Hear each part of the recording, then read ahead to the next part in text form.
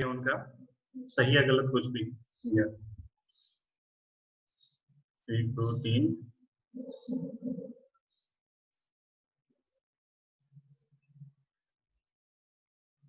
Okay, चलिए discuss करते हैं सारे क्वेश्चन देखिए, अब डिस्कस करेंगे एक करके। 6 क्वेश्चन, 6 क्वेश्चन है। छठा तो यहाँ पे क्लास में करा दिया था ना मैंने। हाँ, छठा क्वेश्चन तो ये इधर ही सॉल्व किया हमने क्लास में, तो ओके 1 से लेके 5 तक सॉल्व करते हैं, है ना। तो पहला सवाल यहाँ पे देखते हैं। तो फर्स्ट क्वेश्चन यहाँ पे दे रखा है, पहला सवाल, the train is 2 metre long moving with velocity of 72 kilometre per hour and the time taken by the train to cross the 1 metre long bridge, है ना। तो यहाँ पे आप देखो ध्यान से, तो ऐसे जब भी ऐसे सवाल हो ना, जैसे देखिए ध्यान से, ये क्या हो गया, मान लीजिए यहाँ पे ट्रेन है, this train is here 200 metre long, और यहाँ पे क्या है, बड़ा सा ऐसा ब्रिज आ गया, ब्रिज की लेंथ अभी यहाँ पे कितनी है, 1 किलोमीटर, है ना, 1 किलोमीटर। तो ऐसे क्वेश्चंस में क्या होता है कि अभी देखिए ध्यान से, अभी ट्रेन यहाँ पे है, मान लो अभी ट्रेन ट्रेवल करके आई और यहाँ पे आ गई, ये इसका क्या हो गया, यहाँ पे ये इंजन हो गया, and this is the rear end part, ये इसका यहाँ पे इंजन है और ये लास्ट वाला पार्ट है जिसमें वो गार्ड बैठता है ना नीचे इधर पास, यहाँ पे इंजन हो गया।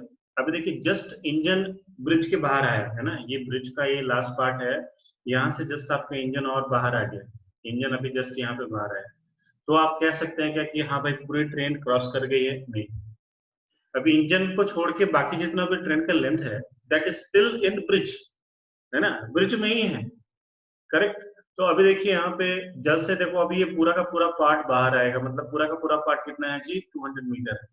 तो जब तक ये आपका जो इंड पार्ट है बाहर नहीं आ जाता, तब तक हम क्या बोलेंगे कि ट्रेन क्रॉस नहीं की, ट्रेन ने पूरे ब्रिज को क्रॉस नहीं किया, करेक्ट। सो एक्चुअली में अगर आप देखो ध्यान से, सो इसको टोटल डिस्टेंस कितना चलना पड़ेगा, तो ये तो चलेगा 1000 मीटर, है ना, जो कि क्या है, ब्रिज की लेंथ है, और प्लस ट्रेन की लेंथ कितनी है, ट्रेन की लेंथ कितनी है, 200 मीटर, करेक्ट। सो जब तक ट्रेन पूरी की पूरी बाहर ना निकल जाए तब तक आप क्या कह नहीं सकते कि ट्रेन क्रॉस कर गई है। तो यहाँ पे जो टोटल डिस्टेंस जो होगा वो कितना होगा, 1000 प्लस 200 मीटर, तो the total distance will be how much, 1200 metre, है ना। अब नाउ वेलोसिटी देखिए, यहाँ पे तो वेलोसिटी कितनी दे रखी है, 72 किलोमीटर पर आवर, तो किलोमीटर पर आवर को हम मीटर पर सेकंड में चेंज कर लेते हैं, तो 72 इंटू 5/18, 5/18 से मल्टीप्लाई करते हैं, आप सब लोग जानते होंगे, 9th क्लास से बताया जाता है।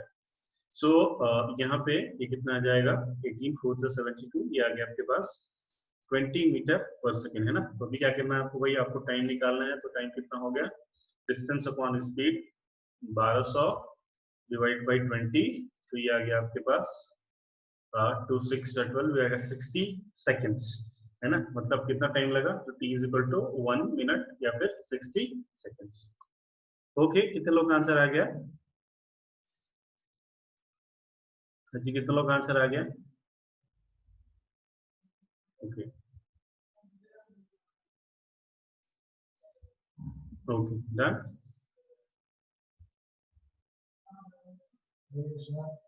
So, okay, second question number 2, question number 2 पूछना है, सेकंड क्वेश्चन, सेकंड क्वेश्चन पूछना है, लिखिए यस, पूछना है तो क्वेश्चन नंबर 2 पूछना है किसी को, fast fast, don't waste time. Okay, चलिए क्वेश्चन नंबर 2 पूछना है, चलिए देखते हैं क्वेश्चन नंबर 2 देखते हैं। तो क्वेश्चन नंबर 2 में यहाँ पे क्या कह रहा है आपसे, क्वेश्चन पढ़िए एक बार ध्यान से। तो क्वेश्चन नंबर 2 में दो कार ए और बी है, दोनों पैरेलल लाइन पे मूव कर रहे हैं, and with speed 36 kilometre per hour and 72 kilometre per our, okay ठीक है, कोई दिक्कत नहीं है यहाँ पे। After starting from the same point in the same direction, after 20 minutes, how much behind is car A from car B? तो एक ही पॉइंट से स्टार्ट होते हैं, एक ही डायरेक्शन में वो जा रहे हैं, तो अभी हम देखेंगे कि वो कितना आगे और कितना पीछे है। तो सबसे पहले हम तो यहाँ पे कार ए और कार बी हमने यहाँ पे बना लिया। ये कार ए है, 36 किलोमीटर पर आवर से जा रहा है, तो इसको लिख लेंगे हम मीटर पर सेकंड में, इसकी वेलोसिटी हो जाएगी 5/18, तो ये हो गया आपके पास 20 मीटर पर सेकंड, ओके। दूसरी कार यहाँ पे बी कार है, b है 72 kilometre per our, 72 into air 5/18, ये आ गया आपके पास कितना, सॉरी ये आ गया ऊपर 10 है ना, ये हो गया 10 मीटर पर सेकेंड और ये आ गया आपका यहाँ पे 20 metre per second. Okay so now भाई क्या हो गया, हाँ इक्वेशन ऑफ मोशन से भी कर सकते हैं है ना, कोई दिक्कत नहीं है, देखिए ध्यान से। तो ये हो गया भाई आपका 10 और ये 20 है ना। तो नाउ अगर आप इनकी दोनों की आप रिलेटिव स्पीड देखो तो रिलेटिव स्पीड आ जाएगी कितनी, V A minus V B है ना। तो अगर आप वी ए भी निकालो तो ये -10 आएगा, वी बी ए निकाले तो कितना आएगा, ये +10 आएगा है ना। मतलब इस डायरेक्शन में इनका जो रिलेटिव वेलोसिटी है वो कितनी है, 10 है, करेक्ट, ये पता चल गया। सो नाउ अभी यहाँ पे क्या पूछ रहे हैं, starting from the same point से स्टार्ट कर दिया, अभी पूछ रहे हैं कि 20 मिनट के बाद after 20 minutes how much behind is car A from car B. तो अभी देखिए यहाँ पे इसकी वेलोसिटी कितनी है भाई 10 मीटर पर सेकेंड और इसकी वेलोसिटी कितनी है 20 है ना। तो जिसकी वेलोसिटी ज्यादा है वो क्या होगा, ज्यादा डिस्टेंस ट्रेवल करेगा, दिस इज फॉर श्योर, और जिसकी वेलोसिटी कम है वो पीछे रह जाएगा है ना, कोई डाउट नहीं इसमें। तो अभी देखिए यहाँ पे कितना पूछा है 20 मिनट है ना, हम ये निकाल लेते हैं कि 20 मिनट में ए ने कितना डिस्टेंस ट्रेवल किया और 20 मिनट में बी ने कितना डिस्टेंस ट्रेवल किया है ना, वो निकाल लेते हैं हम। तो ना अभी देखिए ध्यान से 20 मिनट का मतलब कितना हो गया जी 1200 सेकेंड्स है ना, 20 मिनट का मतलब क्या हो गया 1200 सेकेंड्स। तो अभी यहाँ पे इसका जो डिस्टेंस निकाले आफ्टर 20 मिनट्स तो ये कितना हो जाएगा, ये हो जाएगा आपके पास 12,000 मीटर है ना। मतलब कि 20 सेकेंड में ए ने कितना डिस्टेंस ट्रेवल करा, तो 12,000 मीटर या फिर 12 किलोमीटर है ना, ये क्लियर है। तो कैसे निकाला मैंने, distance equals to speed into time, तो 10 इंटू 1200 कर दिया तो ये डिस्टेंस आ गया मेरे पास 12,000 किलोमीटर। फिर 20 मिनट के बाद इसका डिस्टेंस ट्रेवल निकाल लेते हैं, तो distance travel by B, B ने कितना डिस्टेंस ट्रेवल किया, तो आएगा आपके पास 20 इंटू 1200 ये मीटर, तो ये आ गया आपके पास कितना 24,000 मीटर, यानी कि अभी देखिए कितना है 12 किलोमीटर और ये कितना है भाई, दिस इज 24 किलोमीटर। तो इसका मतलब क्या हुआ, यहाँ पे ये चला कितना आगे चला 20 मिनट में 12 किलोमीटर चला, और जो बी है वो कितना चल गया, वो चल गया आपका यहाँ पे 24 किलोमीटर है ना। तो अच्छा अब 20 मिनट के बाद डिफरेंस कितना है, तो 12 kilometre, that is answer.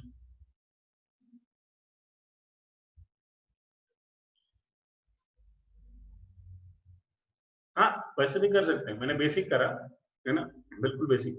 Okay now relative velocity निकाल लेते हैं, रिलेटिव वेलोसिटी से एक बार हम सॉल्व कर लेते हैं।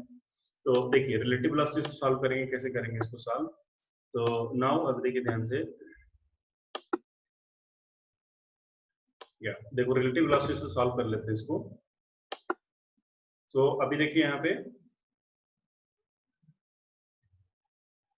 ये b है, तो velocity of b with respect to a है ना, तो ये कितना आ जाएगा, अभी ये आ जाएगा आपके पास 20 इंटू 10, सॉरी ये आ जाएगा आपका 20 माइनस 10, तो ये आएगा आपके पास यहाँ पे 10 मीटर पर सेकंड है ना। रिलेटिव वेलोसिटी हमने निकाली कितनी, हाँ बिल्कुल सही, बिल्कुल अगर आप बेसिक से कर लो, बट आपको पता होना चाहिए कि बेसिक कहाँ लगाना है, फॉर्मूला कहाँ लगाना है ना। बिल्कुल अभी वो भी एक ही चीज है, उससे हम रिलेटिव जो हमारा जो टॉपिक है उससे हम उसको डेराइव कर रहे हैं, दैट्स ऑल। तो अभी देखिए यहाँ पे कितना है वेलोसिटी है इसके पास, रिलेटिव वेलोसिटी आ गई 10 मीटर पर सेकेंड है ना। अब यहाँ पे 20 मिनट के बाद हम डिस्टेंस निकालना चाहते हैं ना, तो हम यहाँ पे डी रिलेटिव निकाल सकते हैं 20 मिनट्स के बाद, तो ये आ जाएगा हमारे पास 1200 सेकेंड्स, 1200 सेकेंड्स इंटू 10, तो ये कितना आ रहा है, अभी भी आ रहा है ये 12,000 मीटर या फिर 12 किलोमीटर है ना। तो यानी कि अभी क्या आ गया, D relative between A and B is 12 kilometre, A और बी के बीच का जो डिस्टेंस है वो कितना है जी, दैट इज आल्सो 12 किलोमीटर, ऐसे भी आप निकाल सकते हो। Okay next question number 3, question number 3 पूछना है, क्वेश्चन नंबर 3 पूछना है जी, क्वेश्चन नंबर 3 में डाउट है। ओके क्वेश्चन नंबर 3 देखते हैं। क्वेश्चन नंबर 3 को ध्यान से पढ़ेंगे तो अभी क्या है कि दो ट्रेन हैं जिनकी लेंथ कितनी है 110 और 90 मीटर, 110 मीटर और 90 मीटर, और इनकी स्पीड दे रखी है 36 एंड 54 किलोमीटर पर आवर, और दोनों एक दूसरे के एकदम आमने सामने से आ रही है अपोजिट ट्रैक पे, है ना। तो अभी ये पूछा जा रहा है आपसे कि how much time they will take to cross each other completely, है ना। तो देखिए समझिएगा इस बात को। ये ट्रेन है यहाँ पे 110 मीटर का, और ये दूसरा ट्रेन है यहाँ पे दिस इज 90 मीटर, है ना। 100 मीटर, 110 और 90 मीटर। ये ट्रेन इधर से आ रही है 36, मतलब कितना हो गया भाई 10 मीटर पर सेकेंड, है ना। और ये 54 किलोमीटर पर आवर, तो 54 किलोमीटर पर आवर का मतलब क्या हो गया 15 मीटर पर सेकेंड, है ना। 54 इंटू 5 बाई 18 कर लिया, 18 3 54, तो ये आ गया इतना 15 मीटर पर सेकेंड। सो नाउ अभी देख लेते हैं वी रिलेटिव क्या होगा, है ना। तो दोनों ट्रेन अभी ऐसे चल रही है। सो नाउ वी रिलेटिव की बात करें तो वी रिलेटिव कितना आएगा, तो अभी मान लो ये ट्रेन ए है, ये ट्रेन बी है, तो अभी क्या लिखेंगे हम ऐसा V A minus V B. Now V A कितना है आपके पास, वी ए आपके पास 10 माइनस वी बी 15 है बट अपोजिट डायरेक्शन में है, तो यहाँ पे क्या करना पड़ेगा आपको माइनस ऑफ 15, तो ये कितना आ जाएगा, ये आ जाएगा आपके पास 25 मीटर पर सेकंड, है ना। तो रिलेटिव वेलोसिटी तो हमने निकाल लिया। नाउ अभी देखिए ध्यान से, अभी यहाँ पे क्या पूछ रहा है कि दोनों ट्रेन एक दूसरे को कितना क्रॉस कर जाएगी, है ना। सुनो अगर अभी देखो ध्यान से, यहाँ पे ये ट्रेन है ए, थोड़ा आप इमेजिन करो, ये 110 मीटर की ट्रेन है और ये 90 मीटर की ट्रेन है, तो दोनों चलते चलते अभी 90 मीटर वाली ट्रेन यहाँ पे आ गई, है ना। ये आ गई 90 मीटर वाली ट्रेन। सो और ये आ गई आपकी यहाँ पे 110 मीटर वाली ट्रेन। सो नाउ आप यहाँ ध्यान से देखो कि अगर ये जो ट्रेन है ट्रेन बी को क्रॉस करना है ए को, जो ट्रेन बी है train B wants to cross the train A, correct. तो ए ट्रेन की जो लेंथ है वो कितनी है भाई, वो है 110।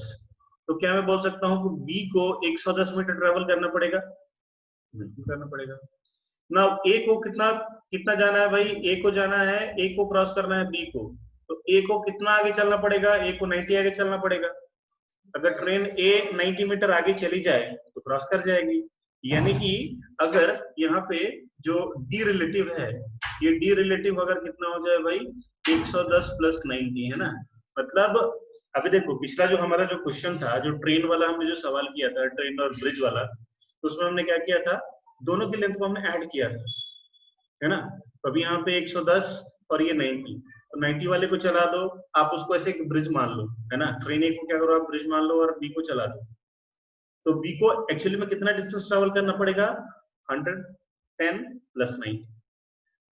समझ में आ रहा है आपको। तो डी रिलेटिव कितना हो गया, तो डी रिलेटिव चलना पड़ेगा इनको 110 प्लस 90, मतलब कि ये डी रिलेटिव कितना हो गया भाई 200।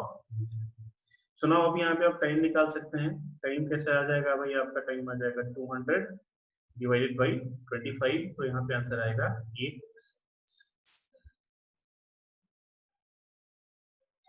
या और हाँ भाई कितने लोगों का डाउट है इसमें, और भाई कितने लोगों को समझ में आ गया बताइए।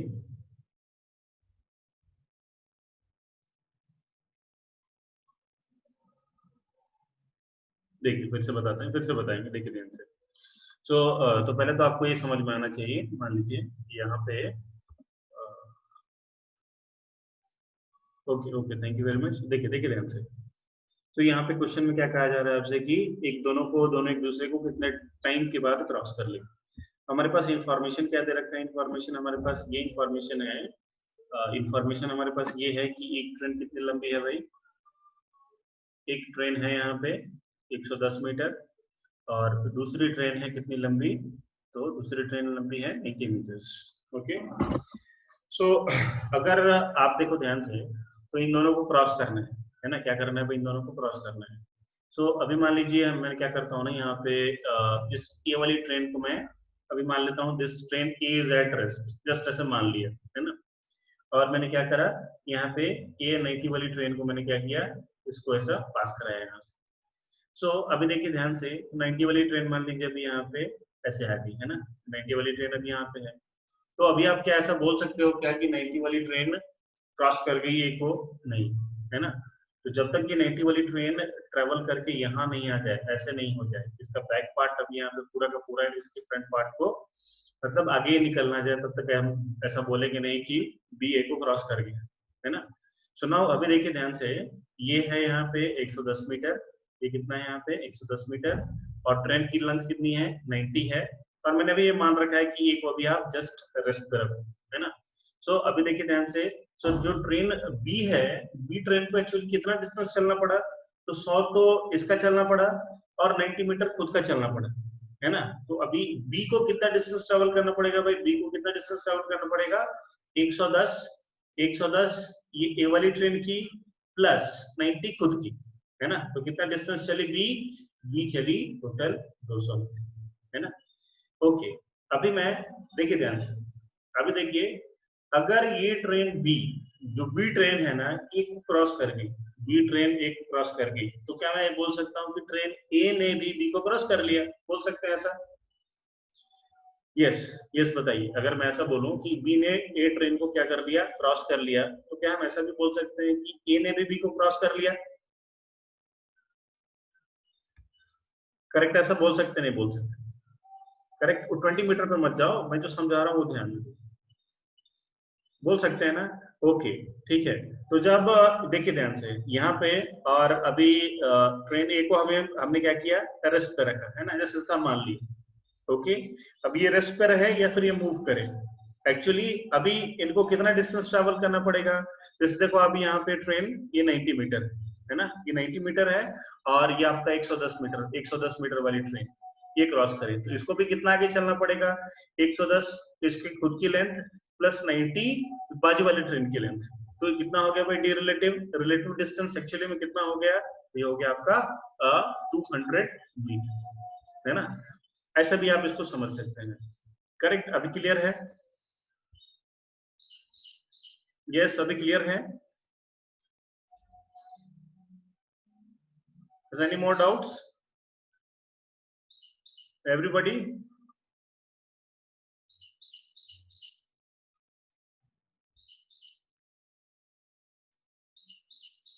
जी, एनी डाउट, कुछ भी डाउट हो बताइए, नॉट डाउट और डिस्कस करेंगे, कोई दिक्कत नहीं। ओके, आगे बढ़े।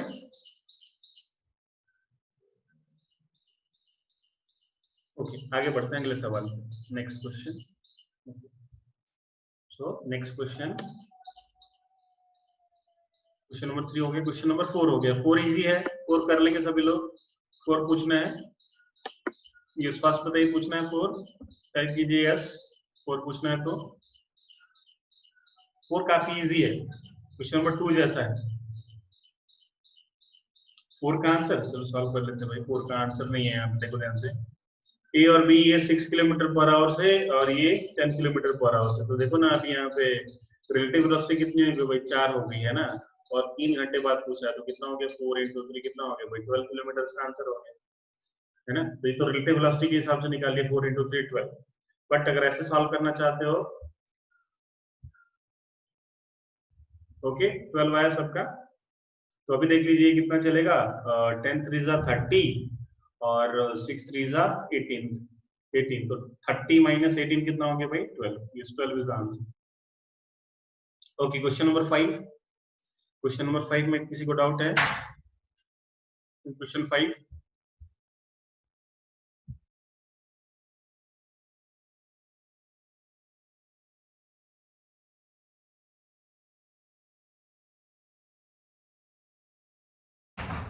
या क्वेश्चन नंबर 5 देख लेते हैं, क्वेश्चन नंबर 5 को भी देख लेते हैं।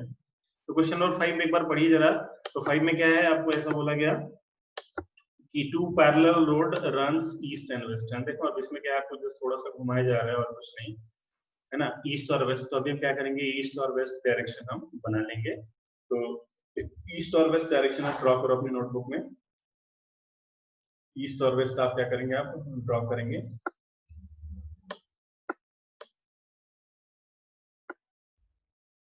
सो यहाँ पे ईस्ट और वेस्ट है ना, अब देख ध्यान से, ये ईस्ट हो गया और ये वेस्ट हो गया, तो एक कार यहाँ पे जा रही है इस डायरेक्शन में, और जो दूसरी कार है वो इस डायरेक्शन में जा रही है। ओके, नाउ आपसे पूछा जा रहा है कि फाइंड स्पीड यहाँ पे निकाल लेते हैं। तो 54 का मतलब हो गया, एक कार है यहाँ पे 54 किलोमीटर पर आवर, यानी हो गया आपका 15 मीटर पर सेकेंड। मतलब 54 इंटू 5/18 किया तो आ गया हमारे पास 15 metre per second. Okay, and दूसरी कार जो बी है वो 90 किलोमीटर पर आवर से जा रही है।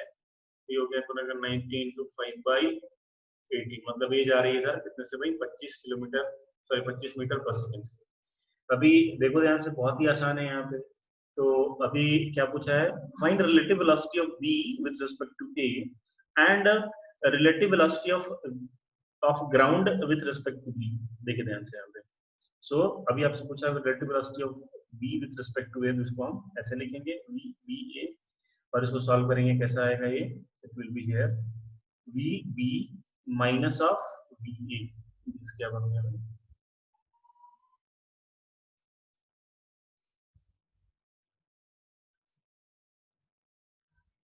Car A moves east while B moves west, है ना भाई, ये ईस्ट है ना, ये ईस्ट है और ये वेस्ट है, करेक्ट क्या है ना, ये ईस्ट और ये वेस्ट। हाँ ना, अब देखिए यहाँ पे वीबी माइनस बी आप निकालो, तो वीबी की वेलोसिटी कितनी है, वीबी दे रखा है आपको यहाँ पे 25 और माइनस ये माइनस और 15, तो कितना हो गया भाई, ये हो गया आपका 40 मीटर पर सेकेंड।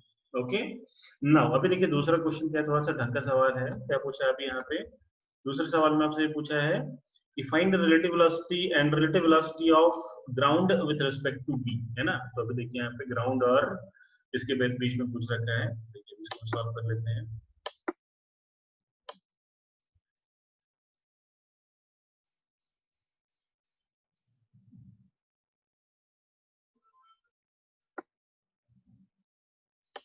ना अभी देखिए यहाँ पे, तो b जो है, b कितने से जा रहा है भाई, b जा रहा है कितने से, 25 से।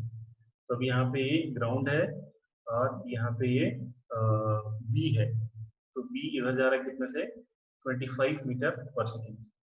ना अभी आपसे क्या पूछा गया, आपसे ये पूछा गया velocity of ground with respect to B, तो इसको मैं ऐसे ही लिखूंगा velocity of ground with respect to B. तो चलिए अभी यहाँ पे फॉर्मूला अभी यहाँ पे लगा सकते आएगा V G minus V B. तो वेलोसिटी ऑफ जो ग्राउंड है वो तो क्या है भाई, रेस्ट पे है, ग्राउंड को ग्राउंड के रिस्पेक्ट में देखेंगे तो क्या है भाई, वो तो रेस्ट पे है। ओके, नाउ अभी देखिए ध्यान से, तो फॉर्मूले के हिसाब से जाइए। तो क्या पूछा है आपसे, velocity of ground with respect to B, तो इसको मैं कैसे लिखूंगा, इसको मैं ऐसे ही लिखूंगा वीजी कितना है भाई, ये 0 है, माइनस वीबी कितना है ये 25, तो अभी कितना आ गया velocity of ground with respect to B, कितना आ गया भाई -25 मीटर पर सेकेंड, है ना। ये आंसर आ गया आपके पास -25 मीटर पर सेकेंड। इसको आप ऐसे भी समझ सकते हो, मान लीजिए यहाँ पे क्या है, ये कार है आपकी, कार यहाँ पे आप खड़े हो और यहाँ पे क्या है भाई, एक ट्री है, देयर इज अ ट्री, एक पेड़ है, और अभी आप रेस्ट पे हो, तो आपके रेस्पेक्ट में क्या है भाई, ये भी रेस्ट पे है। मान लीजिए आप कितने से जा रहे हो, 10 मीटर पर सेकंड से जा रहे हो, है ना। तो अगर आप पीछे मुड़ के देखो खिड़की से, तो क्या दिखाई देगा आपको, ये ट्री भी है, ये जो पेड़ है ना, ये भी पीछे जा रहा है 10 मीटर पर सेकंड, है ना। आप अपनी स्पीड बढ़ा लो, 20 कर दो, 10 से बढ़ा के 20 कर दो, तो फिर आपको भी क्या लगेगा, ये जो ट्री है ये भी 20 मीटर पर सेकंड की, 20 मीटर पर सेकंड से क्या हो रहा है, ये पीछे जा रहा है ना। तो बेसिकली जो ट्री है वो भी 20 से आ रहा है, और ट्री कहाँ पे है भाई, ग्राउंड पे है, तो ग्राउंड भी कहाँ जाएगा भाई, ये ग्राउंड भी किधर जाएगा, उतने से जाएगा, है ना। और वो पीछे जा रहा है, इसलिए यहाँ पे क्या है आंसर, यहाँ पे नेगेटिव है। ओके, ईस्ट डायरेक्शन में सही, जो मैंने बनाया वो सही। Okay, any more doubt. Okay, तो रिलेटिव वेलोसिटी क्लियर हो रहा है, पकड़ आ रही है आपकी रिलेटिव वेलोसिटी पे। हाँ दर्श, क्या हो गया अगेन, क्या क्या क्या, व्हाट अगेन, अगेन क्या पूछना है, ये दूसरा part, velocity of ground with respect to B. हाँ ठीक है, किलोमीटर में, ये साक्षी आदर्श, ये velocity of ground with respect to B. Okay चलिए देखिए, -25 में एक्स वाला माइनस, एक्स एक्सिस में माइनस होगा ना, दो माइनस। हाँ भाई करते हैं एक्सप्लेन, देखिए देखिए देखिए, फिर से एक्सप्लेन करते हैं। देखिए देखिए देखिए देखिए देखिए, तो यहाँ पे ये है आपका कार बी, है ना, ये कार बी है, और ये है आपका यहाँ पे ग्राउंड, है ना, ग्राउंड की भी कोई वेलोसिटी नहीं है।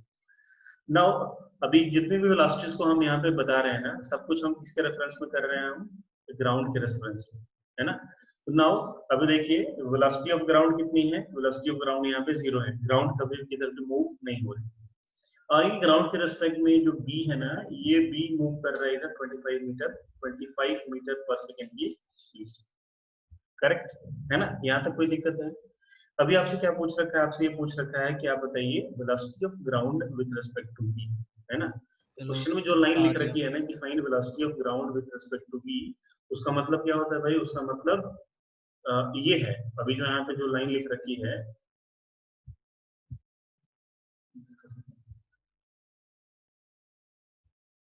हाँ अभी देखिए यहाँ पे, ये जो दूसरा सवाल है इसमें एक लाइन लिख रखा है यहाँ पे,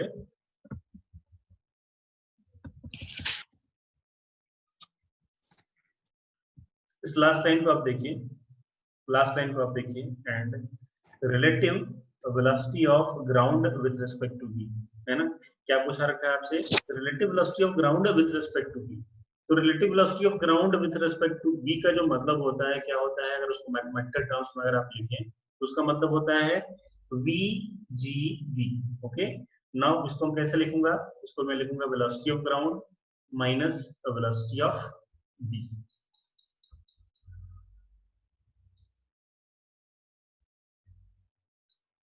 B moves to west, okay, ये वेस्ट डायरेक्शन है ना भाई, यहाँ पे ये वेस्ट और ये ईस्ट, करेक्ट है क्या, this direction convention is correct.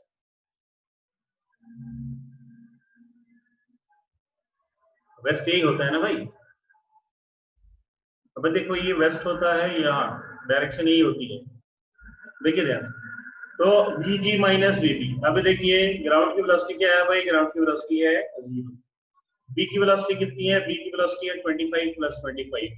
तो अभी देखिए क्या है भाई, velocity of ground with respect to B कितना आ गया भाई, आ गया आपके पास -25 meter per second. This is the answer, ये आंसर।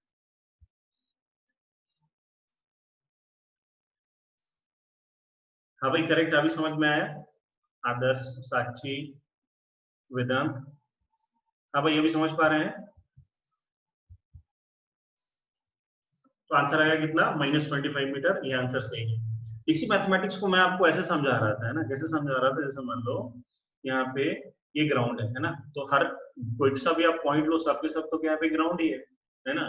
तो अभी देखिए मान लो आप यहाँ से ऐसे मूव कर रहे हो आप 10 मीटर पर सेकेंड से, करेक्ट, और यहाँ पे क्या है, कोई ट्री है ना, अभी यहाँ पे क्या है भाई, कोई ट्री है, कोई स्टेशनरी ऑब्जेक्ट है, ये ग्राउंड है, ये भी तो ग्राउंड ही है। तो जैसा आप 10 मीटर पर सेकंड से आगे बढ़ते हो, जैसे आप पीछे मुड़ के आप देखते हो ना, तो क्या होता है कि आपके और इस ग्राउंड के बीच में इसका सेपरेशन भी 10 मीटर पर सेकंड की रेट से बढ़ना शुरू हो जाता है ना। आप अपनी स्पीड बढ़ा लो, यहाँ पे 20 कर लो, 30 कर लो, तो आपके और इसके बीच में सेपरेशन जो होगा कितना, 30 मीटर पर सेकंड की रेट से बढ़ेगा। तो इसका मतलब क्या है कि आपके रेस्पेक्ट में ये जो ऑब्जेक्ट है, स्टेशनरी ऑब्जेक्ट है, वो 30 मीटर पर सेकंड की स्पीड से किधर जा रहा है, पीछे जा रहा है ना। What is the velocity of B with respect to A, निकालो ना भाई, निकाल लो आप, वी बी, ये दोनों की वेलोसिटी लिखो, दोनों के डायरेक्शन लिखो, खत्म, करेक्ट, निकाल लो भाई वी बी ए। हाँ एक बच्चे ने भी पूछा, बताइए कि सर वी बी ए क्या होगा, velocity of B with respect to A क्या होगा। तो अभी देख लो यहाँ पे ये ए है, ये बी है, बी कितने से जा रहा है भाई, बी जा रहा है आपका यहाँ से 25 से, और ए इधर कितने कितने से जा रहा है, ए की स्पीड क्या दे रखी है, तो ए की स्पीड दे रखी है 15, ए की स्पीड कितने दे रखी है, हाँ 15 दे रखी है, 15 दे रखी है। चलिए अब यहाँ पे निकाल लेते हैं, बी बी ए निकाल लेते हैं, ये यहाँ पे स्पीड दे रखी कितनी भाई, 15, है ना। तो ये this is B and this is A. अभी यहाँ पे क्या सवाल पूछा आपने, पूछा find V B A, velocity of B with respect to A, just a second. तो अभी यहाँ पे कैलकुलेट कर लेते हैं इस बात को भी, velocity of B with respect to ए,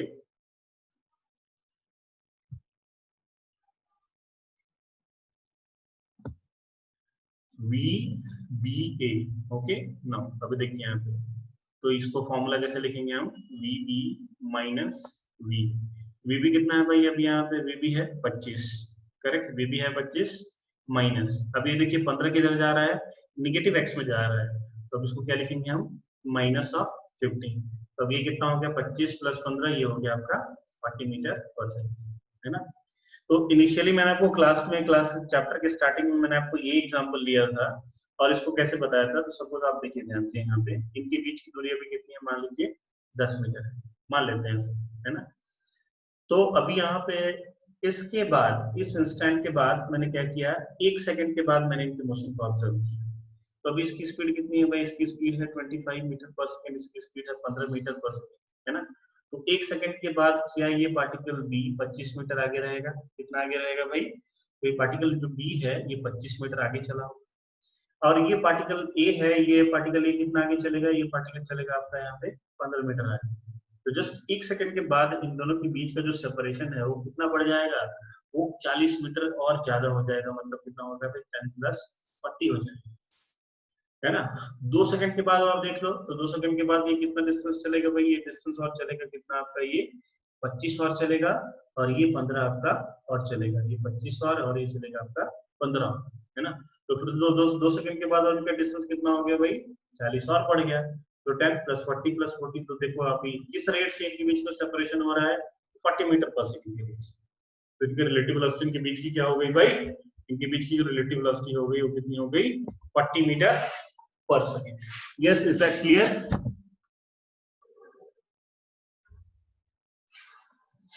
हाँ जी, समझ में आ रहा सबको, ईच एंड एवरीथिंग ओके? और कोई डाउट? एवरीबॉडी?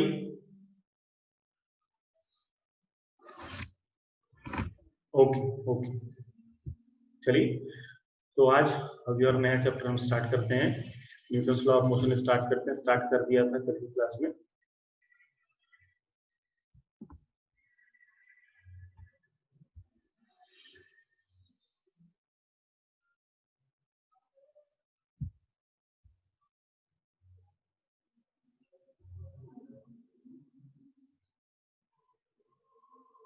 हाँ भाई, तो न्यूटन्स लॉ ऑफ मोशन में कहा थे हम, तो हमने पढ़ा था कांटेक्ट फोर्सेस के बारे में पढ़ा था, है ना, what is contact force, what is non contact force, और हमने नॉन कांटेक्ट के सारे एग्जांपल देख लिए थे, और हम कांटेक्ट फोर्सेस के बारे में पढ़ रहे थे, और कांटेक्ट फोर्सेस में हमने टेंशन तक डिस्कस किया था कि टेंशन फोर्स कैसे आता है ना, टेंशन फोर्स कहाँ तक क्या होता है, कैसे होता है, वो सारी चीजें हमने डिस्कस की थी।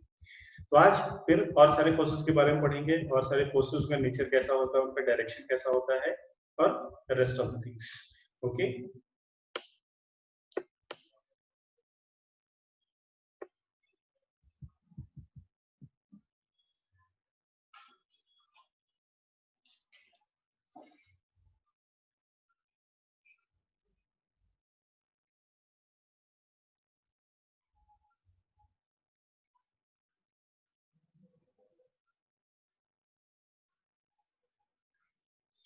Okay, yes. देखिए भाई सभी लोग, तो कल हमने दो फोर्सेस के बारे में पढ़ा था, तो दो फोर्सेस के बारे में पढ़ा, तो पहला फोर्स कौन था, first force was normal reaction, and second force was tension force. तो जो आपका जो नॉर्मल फोर्स था, वो नॉर्मल फोर्स कैसा था, जब भी कोई ऑब्जेक्ट किसी दूसरे ऑब्जेक्ट के कांटेक्ट में है, तभी क्या होता है, नॉर्मल फोर्स अप्लाई होता है। मैंने क्या एग्जांपल दिया था कि वॉल है, वॉल के किसी क्या करो, फोर्स लगाओ, तो थोड़ी देर बाद आपका हाथ में क्या होता है, यहाँ पे दुखने लगता है, थोड़ा पेन होने लगता है। तो इसका मतलब क्या हो गया कि somebody is applying force on your hand, है ना।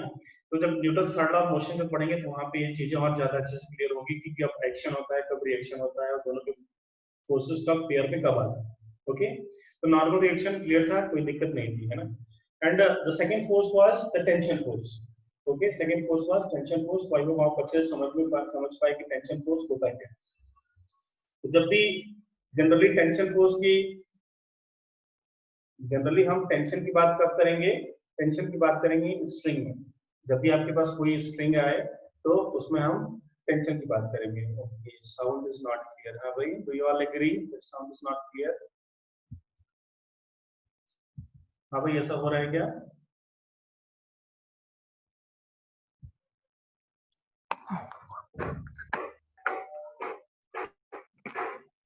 भाई साउंड की प्रॉब्लम आ रही है?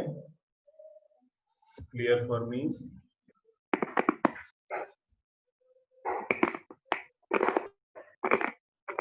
सब लोग डालिए भाई, सब लोग। I will do something.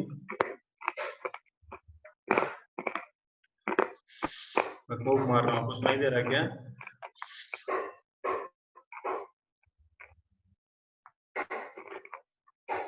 Clear?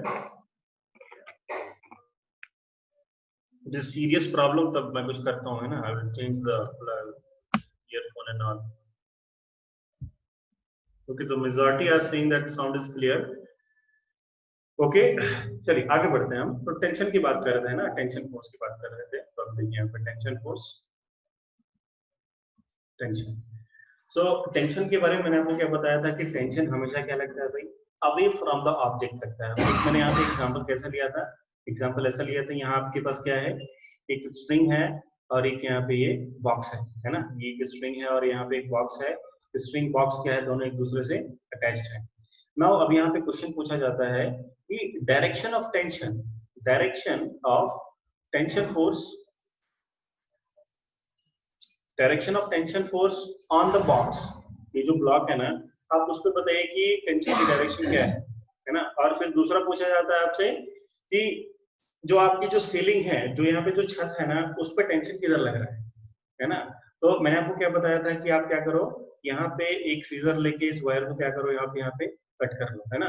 Wire को क्या करो आप यहाँ पे ऐसा कट कर लो।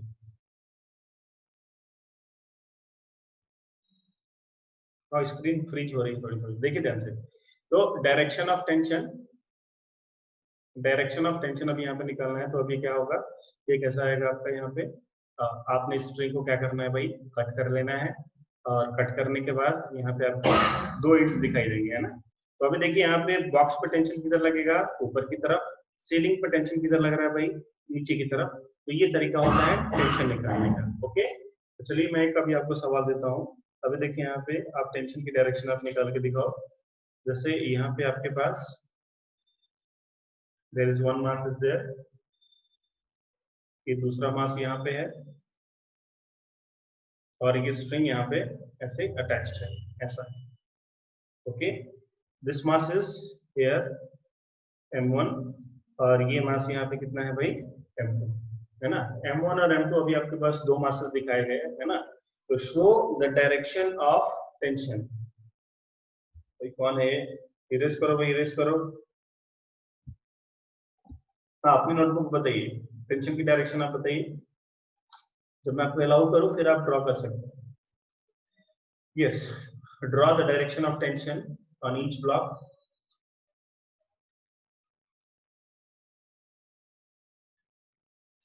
ओके, सबने बना लिया। रस्सी को क्या करेंगे, कट करेंगे और जो भी एंड आपको मिलेगा वहां पे आप एरो बना देंगे। एरो बनाने के बाद आप क्या करेंगे, वहां पे आप टेंशन की डायरेक्शन आप लिख पाएंगे। तो नाउ अभी देखिए ध्यान से। ओके, नाउ देखिए। तो अभी यहाँ पे ये क्या है आपके पास,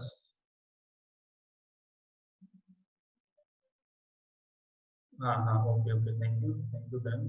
देखिए ये हो गया आपके पास यहाँ पे m1। ये रस्सी को मैंने यहाँ पे क्या कर दिया, कट कर दिया। और ये हो गया यहाँ पे भाई m2। यहाँ से मैंने क्या किया, रस्सी को कट कर दिया एंड दिस इज द, ये आपका यहाँ पे 1 इंच हो गया, है ना। तो नाउ अभी देखिए ध्यान से, ये रस्सी को यहाँ पे आपने कट किया। तो नाउ अभी देखिए यहाँ पे ये टेंशन क्या होगा भाई, यहाँ पे दिस टेंशन इज T1 और ये टेंशन भी यहाँ पे हो गया आपका T1। ओके, तो ये m1 मास पे सिर्फ एक टेंशन लग रहा है, किसका, T1 का टेंशन लग रहा है ना। मतलब अगर ऐसा बोले कि यहाँ पे कितने हैं भाई, दो रस्सियां हैं। कितनी रस्सी है, दो रस्सी है। तो अगर आपसे कोई पूछे कि m1 मास पे कितने रस्सी का टेंशन लग रहा है, कितने रस्सी का टेंशन लग रहा है भाई, सिर्फ और सिर्फ एक रस्सी का, सिंगल रस्सी का टेंशन लग रहा है। वही अगर बात करें हम बी की बात करें, तो यहाँ पे बी से एक दूसरा वायर भी कनेक्टेड है। बी से क्या है भाई, दूसरा वायर भी कनेक्टेड है। तो यहाँ पे देखो ध्यान से कि दूसरा टेंशन आएगा, यहाँ पे टेंशन आएगा T2, है ना। और यहाँ पे जो आपका जो ये हिंज है जिससे ये बंधा हुआ है जो वॉल, उस पर भी एक टेंशन आएगा T2, है ना। तो नाउ अगर हम m2 मास की बात करें, इसकी बात करें भाई, हम m2 मास की बात करें तो क्या हो रहा है, m2 मास पे देयर आर टू टेंशन, है ना। कितने टेंशन लग रहे हैं m2 पे, दो टेंशन लग रहे हैं, करेक्ट। तो ये सब आपको आना चाहिए। ओके, सो नाउ अभी यहाँ पे हम लिखेंगे डायरेक्शन ऑफ टेंशन। इसके बारे में एक बात, एक पॉइंट आप लिख लो। ज्यादा थ्योरी होती नहीं है फिजिक्स में, फिर भी आप लिख लीजिए। Direction of tension is away from point. Direction of tension is away from the point. तो जहां भी वो पॉइंट आता है, रस्सी का पॉइंट आएगा उससे अवे। ओके, पहला पॉइंट ये हो गया। नाउ अभी देखिए दूसरा पॉइंट मैंने आपको क्या बताया कि जब भी कभी एक से ज्यादा रस्सी हो, है ना, दूसरी रस्सी आ जाए, तीसरी रस्सी आ जाए, तो वैसे ही क्या होगा, आपका टेंशन भी चेंज हो जाएगा।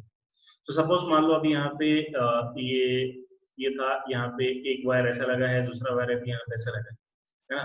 तो हो सकता है ये वायर क्या हो, थोड़ा थिन हो, पतला हो, है ना, या फिर इसका मटेरियल अलग हो, कॉटन हो, नाइलन हो, प्लास्टिक हो।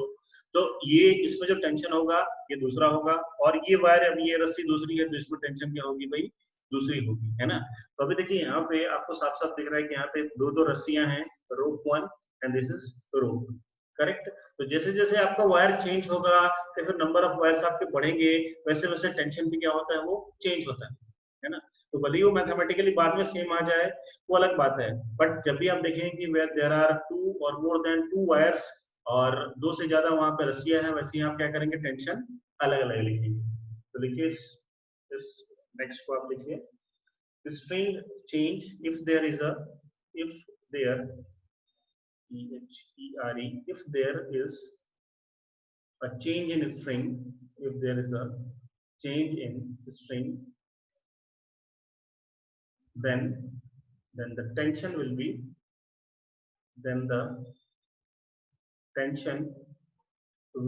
different in strings।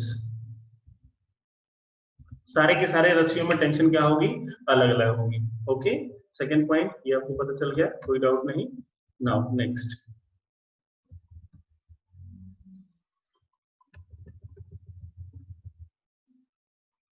Next point देखिए, यहाँ पे मान लो आपके पास ये है, यहाँ पे एक रस्सी है ना, ये क्या है, एक रस्सी है।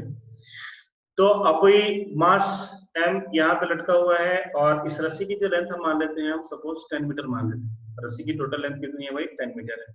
तो यहाँ से रस्सी शुरू हो रही है, यहाँ पे suppose this is here 1 meter, this is here 2 meter and so on, है ना। 1 मीटर 2 मीटर ऐसे करके इसका लेंथ क्या हो रहा है, ऐसे बढ़ रहा है।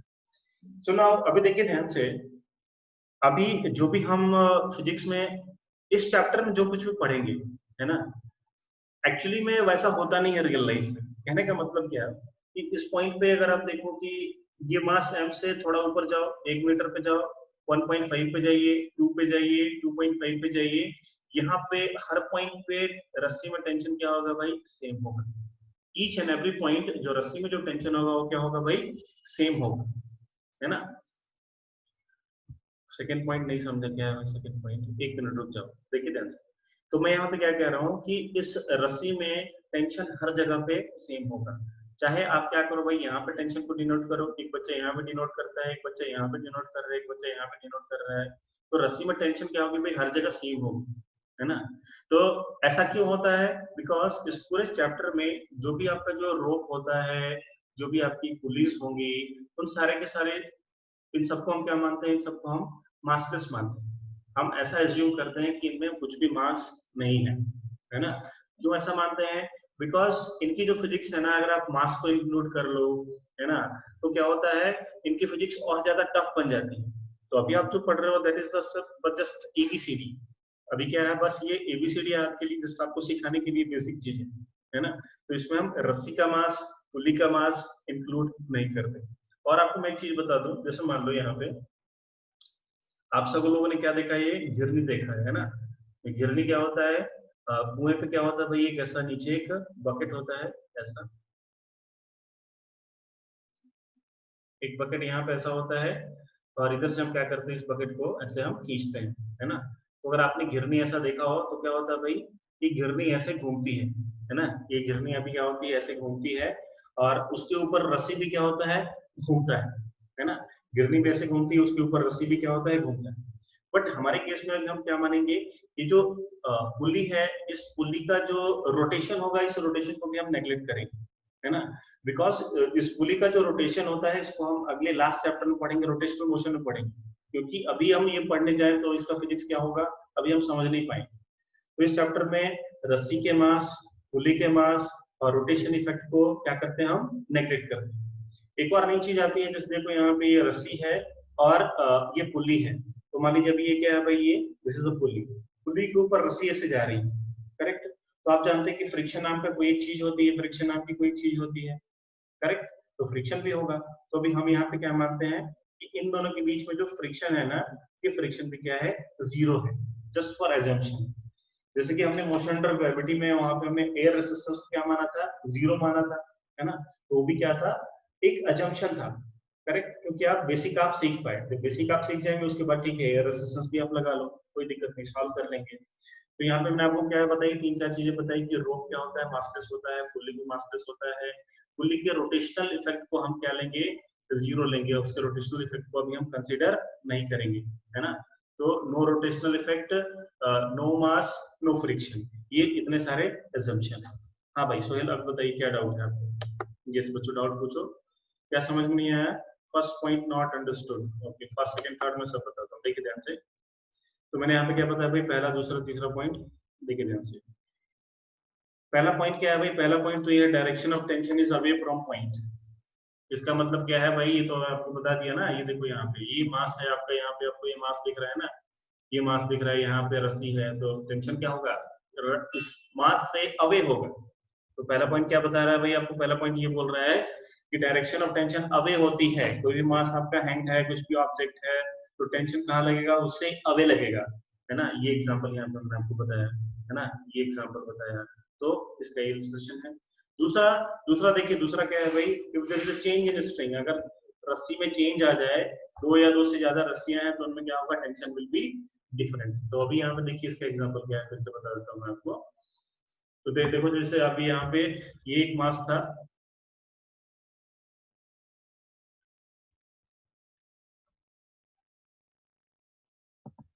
देखिए ध्यान से, एक यहाँ पे ये मास है और ये यहाँ पे ये दूसरा मास है, और यहाँ पे ये ऐसा इसका ये इंच है।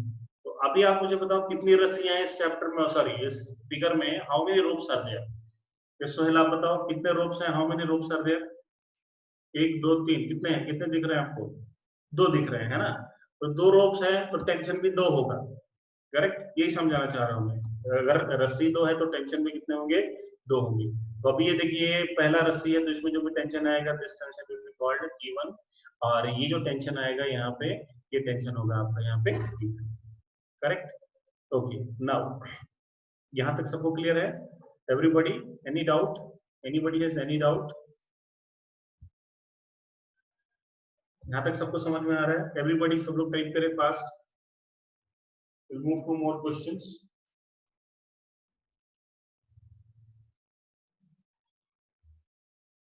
ओके, कोई डाउट नहीं है ना। तो नेक्स्ट पॉइंट मैंने आपको क्या लिख बताया कि अभी हम रोप को क्या करेंगे, वो रोप को हम मासलेस कंसीडर करेंगे, है ना। तो यहाँ पे आप लिखेंगे all ropes are assumed to be massless। सारे रस्सियों में क्या रहेगा, कोई भी मास नहीं रहेगा। One more point, tension remains same, tension remains same.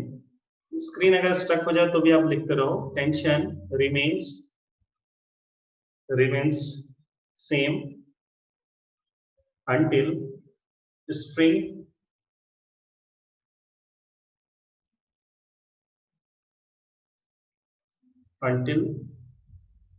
string remains massless। जब तक आपकी स्ट्रिंग मासलेस है, जब यहाँ पे कुछ बताया नहीं गया, क्या होगा भाई, यहाँ पे रस्सी के हर पॉइंट पे टेंशन सेम होगा, है ना। किसी भी पॉइंट पे आप देख लो टेंशन की वैल्यू कितनी होगी, टी टी टी, टेंशन की वैल्यू कितनी होगी भाई, टी होगी, हर पॉइंट पे टेंशन क्या होगा, सेम होगा। तो रस्सी हमने क्या मान लिया भाई, मासलेस मान लिया है, तो टेंशन भी क्या होगी भाई, बिल्कुल ही सेम होगी ईच एंड एवरी पॉइंट पे। ओके, ये क्लियर है। चलिए नेक्स्ट। तो अभी तक हमने दो फोर्सेस पढ़ लिए, कौन कौन से फोर्स पढ़े अभी हमने? नॉर्मल रिएक्शन पढ़ लिया और टेंशन पढ़ लिया। ओके, तो नाउ नॉर्मल और टेंशन पे बेस्ड अगला टॉपिक करते हैं। तो next topic is your free body diagram. Next topic is called free body diagram. देखिए, called free body diagram. Free body diagram या फिर इसको बोलते हैं हम FBD, है ना। ये क्या हो गया भाई? फ्री बॉडी डायग्राम या फिर FBD। तो समझते हैं ध्यान से, ये FBD होता क्या है, फ्री बॉडी डायग्राम क्या होती है। सो अगर आप मान लो यहाँ पे कोई एक ऑब्जेक्ट रखा हुआ है ना, यहाँ पे एक ऑब्जेक्ट ऐसा रखा हुआ है एंड ये जो ऑब्जेक्ट है, इस ऑब्जेक्ट पे एक बंदा भी यहाँ पे इधर से ऐसे फोर्स लगा रहा है ना, विद सम मैग्नीट्यूड, और यहाँ पे एक और पर्सन है, this person is A and this is where B, और जो B है, B भी इधर के फोर्स लगा रहा है इस पे, इसके ऊपर इधर की तरफ।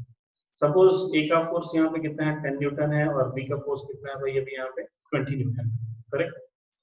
सो नाउ अगर आपसे कोई पूछे कि आप मुझे ये बताइए, ये जो आपका जो बॉक्स है ना, ये जो बॉक्स है C, इस C बॉक्स पे भी कितने सारे फोर्सेस लग रहे हैं, इस C बॉक्स पे कितने फोर्सेस लग रहे हैं, है ना। तो अभी मैं क्या करूंगा, अभी मैं देखूंगा कि हाँ भाई चलो हम देखते हैं C बॉक्स पे कितने फोर्स लग रहे हैं।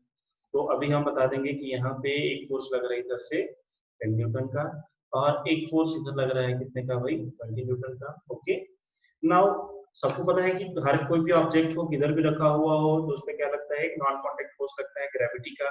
तो ग्रेविटी फोर्स किधर लगेगी भाई, नीचे लगेगी, है ना, उसको बोल दिया हमने यहाँ पे mg। ओके, नाउ एक और फोर्स मैंने आपको बताया था टेंशन से पहले, एक और फोर्स बताया था, कौन सा force, that is normal reaction. Normal reaction का मतलब क्या हो गया, कोई भी ऑब्जेक्ट कहीं पे रखा हुआ है तो उनके बीच में एक और फोर्स आता है, that force is called here normal reaction. क्या बोलते हैं भाई इसको हम, नॉर्मल रिएक्शन। एन से इसको शो करते हैं, एन के ऊपर आप आर लिख दो, नॉर्मल रिएक्शन, दोनों एक ही बात है। तो ये क्या हो गया भाई, नॉर्मल रिएक्शन हो गया, है ना। तो अभी कितने फोर्सेस लग रहे हैं इस बॉडी पे, तो टोटल इस पे फोर्सेस कितने लग रहे हैं भाई, 1 2 3 4, चार फोर्सेस लग रहे हैं। एक पे 10 का, एक 20 का, एक नॉर्मल ऊपर की तरफ, और ये mg नीचे की तरफ, करेक्ट। क्या कहते हैं भाई, इसमें कितने फोर्स लग रहे हैं, टोटल 4 फोर्स लग रहे हैं, करेक्ट। हाँ भाई, फ्रिक्शन, फ्रिक्शन को भी हम एब्सेंट मानते हैं, just Newton's law of motion के बाद जस्ट अगला चैप्टर पढ़ेंगे, फ्रिक्शन ही पढ़ेंगे, है ना। तो फ्रिक्शन को भी इस चैप्टर में हम एब्सेंट मानते हैं, एयर प्रेशर को भी एब्सेंट मानते हैं, ये सब कुछ नहीं मानते। ओके, सो अगर कोई बॉडी किसी भी कंडीशन में, है ना, अगर आपसे पूछे कि बताइए कितने फोर्सेस लग रहे हैं, तो एक फोर्स को दिखाने का जो ये जो प्रोसेस होता है, इस प्रोसेस को क्या बोलते हैं हम, इसको बोलते हैं FBD। We call it as a free body diagram, है ना। सो नाउ एक बात आप याद रख लीजिए, एक बात आप याद रख लीजिए, मैंने आपको वो जो चैप्टर बोला था प्रोजेक्टाइल मोशन, जब मैंने आपको बोला था नॉर्मल फोर्स, नॉर्मल, देखो भाई नॉर्मल रिएक्शन किसको बोलते हैं, जैसे मान लो ये ऑब्जेक्ट है, यहाँ पे नीचे से टच कर रहा है, तो ऊपर की तरफ क्या लगेगा, नॉर्मल रिएक्शन लगेगा। सपोज मान लीजिए एक वॉल है, वॉल के ऊपर आपने यहाँ पे क्या किया, किसी ऑब्जेक्ट को प्रेस करके रखा, तो एक फोर्स इधर की तरफ लगेगा, क्या बोलेंगे, नॉर्मल। जहां भी किसी ऑब्जेक्ट का कांटेक्ट हो, जैसे आप मान लो चेयर पे बैठे हो, तो आपके ऊपर एक नॉर्मल रिएक्शन लग रहा है चेयर की तरफ से, है ना। आप दीवार के ऊपर ऐसे बैठे हो, दीवार के ऊपर ऐसे लेट के, तो दीवार आपके ऊपर क्या कर रहा है, नॉर्मल रिएक्शन बना रहा है, दैट्स ऑल। हाँ, तो सुनिए मेरी मोस्ट इंपॉर्टेंट बात, प्रोजेक्टाइल मोशन मैंने आपको क्या बताया था, मैंने आपको ये बताया था कि आप एक्स वाले मोशन को अलग सॉल्व कीजिए, तो वाई वाले मोशन को आप अलग सॉल्व कीजिए, है ना। तो प्रोजेक्टाइल चैप्टर में जो मूल मंत्र था वो क्या था भाई, एक्स को आप अलग सॉल्व कीजिए और वाई को आप अलग सॉल्व कीजिए। ओके, जब मैंने आपको जो रिलेटिव मोशन पढ़ाया तो उसमें क्या बताया, सारे क्वेश्चंस को अपना ग्राउंड के फ्रेम से सॉल्व करो। सारे क्वेश्चन को कैसे सॉल्व करो भाई, ग्राउंड के फ्रेम में सॉल्व करो, और डायरेक्शन का ध्यान रखो, बीए माइनस बीबी का ध्यान रखो, करेक्ट। रेन मैन प्रॉब्लम में मैं आपको बताया, पहले आप velocity of man with respect to ground निकालें, velocity of rain with respect to ground निकालें, फिर अगला अगला क्या बताया मैंने आपको कि velocity of man with respect to ground निकालें, sorry with respect to rain निकालें, sorry velocity of rain with respect to ground, sorry velocity of man, sorry velocity of rain with respect to man निकालें, है ना। तो ऐसे करके मैंने आपको हर टॉपिक में, हर जगह मैंने आपको क्या क्या बताया कि एक पॉइंट बताया जिसको आप ध्यान में रखेंगे ना, और अपने शॉर्ट नोट्स में उसको आप पॉइंट करके बुलेट पॉइंट्स बना के रखेंगे, तो क्वेश्चन आपका कभी गलत नहीं होगा। ठीक वैसे ही जब भी आपका जब न्यूटन लॉ ऑफ मोशन का क्वेश्चन है ना, तो उस टाइम पे आपको क्या ध्यान में रखना है कि मुझे जो है एफबीडी किसी भी बॉडी का ऑब्जेक्ट का जो फ्री बॉडी डायग्राम बनाना है वो मुझे सही सही बनाना है। तो अगर आपने क्या करा, फ्री बॉडी डायग्राम बना लिया ना, तो क्या हो गया भाई, आधा प्रॉब्लम आपका सॉल्व हो गया। समझ रहे हैं ना? तो फ्री बॉडी डायग्राम इस चैप्टर में हम बहुत अच्छे से आना चाहिए बनाने के लिए। करेक्ट। तो फ्री बॉडी डायग्राम बनाने के लिए क्या है हमारे पास, वी हैव फ्यू स्टेप्स, एक ही करके उनको लिखेंगे। क्या है वो स्टेप्स? तो फ्री बॉडी डायग्राम बनाने के लिए सबसे पहले फर्स्ट पॉइंट आप ये ज्यूम करेंगे, बॉडी इज शोन एज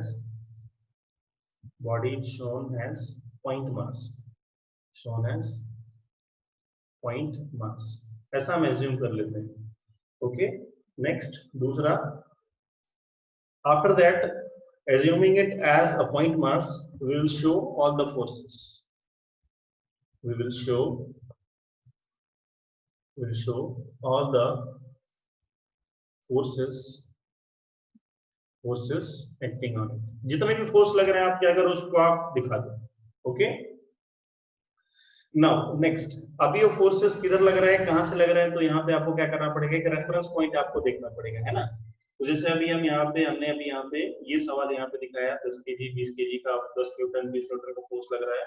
तो हमने कहां से देखा भाई, एक ग्राउंड से देखा, किसी एक अलग पॉइंट से देखा, तो हमें वो दो फोर्सेस और ऊपर नीचे के दो चार फोर्सेस हमें दिख रहे हैं, है ना। तो आपको ऑब्जर्व करने के लिए क्या करना होगा, एक रेफरेंस फ्रेम चूज करना होगा, है ना। तो जैसे मान लीजिए एक बच्चा, एक दो लड़के हैं, एक लड़का दूसरे को थप्पड़ मार रहा है ना। आप कहां से ऑब्जर्व कर रहे हैं, आप अपनी बेंच पे आप बैठे हुए हो और दूसरी बेंच पे तीसरी बेंच पे वो लड़ाई चल रही है सपोज। हाँ, बात समझ में आ रही है ना। तो दोनों जब मारपीट कर रहे हैं तो एक दूसरे के ऊपर क्या कर रहे हैं, फोर्स लगा रहे हैं। करेक्ट। और आप कहां से ऑब्जर्व कर रहे हैं, थोड़ी सी दूरी से, मतलब आप ग्राउंड पे बैठ के ऑब्जर्व कर रहे हैं, है ना। तो इस पूरे चैप्टर में जो हम ग्राउंड जो रेफरेंस फ्रेम मानेंगे that will be the ground. Okay, तो now third point, we should choose a reference frame। एक रेफरेंस फ्रेम मानना चाहिए। तो इन सारे में तीसरे पॉइंट के बारे में चिंता करने की कोई जरूरत नहीं है। मोस्ट ऑफ द क्वेश्चन जो आपका रेफरेंस फ्रेम होगा क्या होगा भाई, वो ग्राउंड होगा। करेक्ट। तो एफबीडी बनाने के लिए 3 पॉइंट्स हमारे पास, जो बॉडी है उसको हम एक पॉइंट मास की तरह ट्रीट करेंगे। नेक्स्ट, जितने भी फोर्सेस लग रहे हैं उस पे हम उसको शो कर देंगे। और तीसरा रेफरेंस फ्रेम चूज करके करेंगे, है ना। तो जो पहला सवाल था, पहला जो मैंने आपको क्वेश्चन दिया था, उस पर मैं अप्लाई करता हूँ। तो ये बॉडी है, इसको मैंने अभी यहाँ पे पॉइंट मास से रिप्लेस कर दिया। एक फोर्स इस पे कितना लग रहा था, यहाँ पे 10 न्यूटन का। दूसरा फोर्स इस पे कितना लग रहा था भाई, 20 न्यूटन का। इस पे ऊपर की तरफ क्या लग रहा था, नॉर्मल रिएक्शन। और इस पे नीचे की तरफ क्या फोर्स लग रहा था, यहाँ पे mg। करेक्ट। तो ये चार फोर्सेस थे यहाँ पे। So this will be considered as a correct free body diagram. Yes, any doubts? तो फ्री बॉडी डायग्राम आपको समझ में आ गया? हाँ जी, एनी डाउट्स?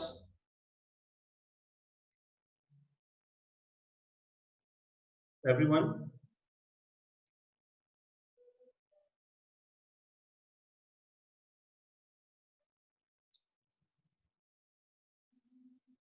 ओके, चलिए आगे बढ़ते हैं क्वेश्चंस की तरफ। 4 पॉइंट क्या है भाई, 3 ही पॉइंट्स है, चौथा पॉइंट कहां से आ गया, लिख के बताइए आप लोग, क्या डाउट है? ये सालों रेफरेंस फ्रेम ग्राउंड से देखना है बस, और कुछ नहीं। ग्राउंड से बैठ के देखो, समझो थर्ड पॉइंट कुछ है ही नहीं। 2 ही पॉइंट्स आपको ध्यान में रखने हैं। ओके, चलिए क्वेश्चंस करते हैं, सवाल करेंगे। सब लोग अपने अपनी नोटबुक में ड्रॉ करेंगे। ओके ना, यहाँ पहला क्वेश्चन बहुत ही आसान सा। यहाँ पे एक ब्लॉक रखा है आपके सामने, ये ब्लॉक ग्राउंड पे रखा हुआ है। तो चलिए, ब्लॉक है यहाँ पे, ब्लॉक का मास कितना है, ब्लॉक का मास यहाँ पे m, यहाँ पे ब्लॉक का मास m है। इसका आप एफबीडी बनाइए, तो ड्रॉ एफबीडी बनाइए। तो इसका एफबीडी बहुत ही आसानी से बना लेंगे हम। इसको हमने क्या किया, सबसे पहले एक पॉइंट मास से रिप्लेस कर दिया। नीचे क्या लग रहा है भाई यहाँ पे mg, और ब्लॉक और ग्राउंड में क्या है, टच है, तो ऊपर की तरफ क्या लग रहा होगा भाई, ऊपर की तरफ लग रहा होगा एक नॉर्मल पिच। करेक्ट, ये बना दिया हमने, बहुत ही आसान है, आई होप सब लोगों ने बना लिया होगा। ओके चलिए दूसरा सवाल है ना, सेकंड क्वेश्चन, दूसरा कुछ सवाल, ये एक मेरे पास एक ट्रायंगुलर वेज है ना, मतलब एक वुडन तख्ता है, तख्ता समझ लीजिए आप उसको, कुछ कैसे बोल लो, ये है, इसके ऊपर मैंने एक छोटा मास एम रखा है, क्या रखा है भाई यहाँ पे मैंने एक छोटा सा मास स्मॉल एम रखा है, चलिए इसका एपीटी बनाएंगे, ड्रॉ एफ बी डी, इसका फ्री बॉडी डायग्राम हम बनाएंगे, चलिए सभी लोग एवरीबॉडी।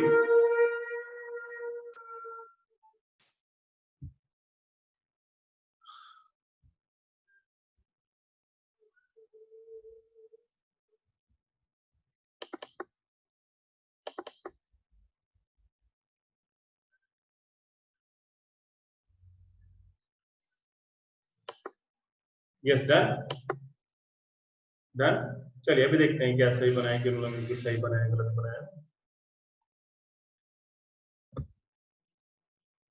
ओके एवरीबॉडी डन, सबका हो गया ये, चलिए कॉस एमजी साइन एमजी मत लगाओ भाई, देखिए ध्यान से अभी यहाँ पे, तो सिंपल लैपिडी बनाना है ना यहाँ पे, देखिए ध्यान से, सो यहाँ पे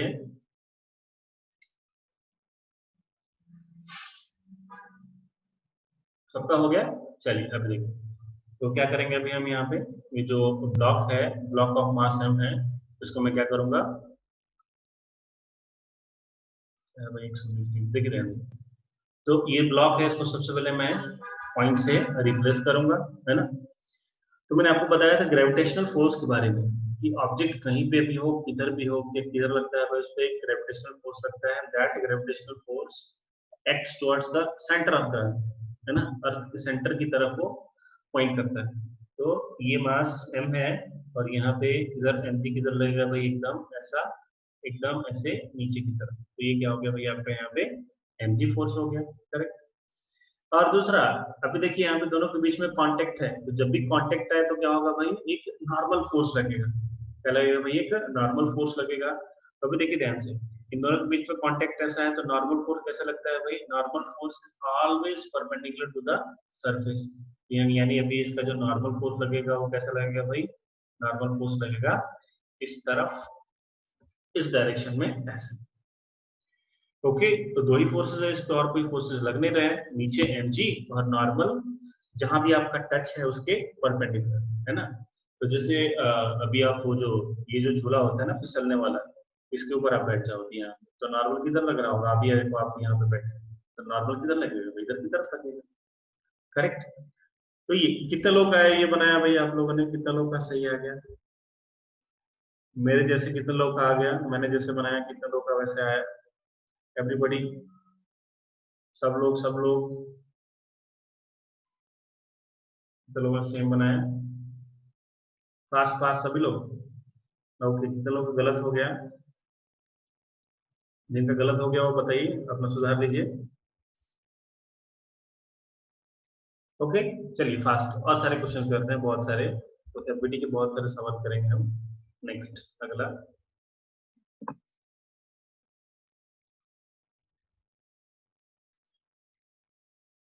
अगला देखिए फटाफट करेंगे, नेक्स्ट पुली है, और इस पुली पे अब यहाँ पे M1 और M2 दो मासेस है यहाँ पे, दिस इज M1, और यहाँ पे है आपके पास M2, है ना, तो draw FBD of masses and पुली,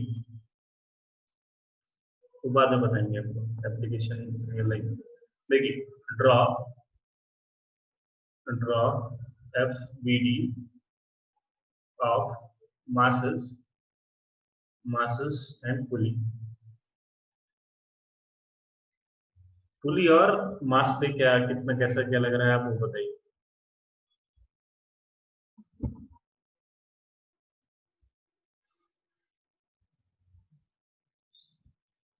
हमें ड्रॉ करेंगे फटाफट,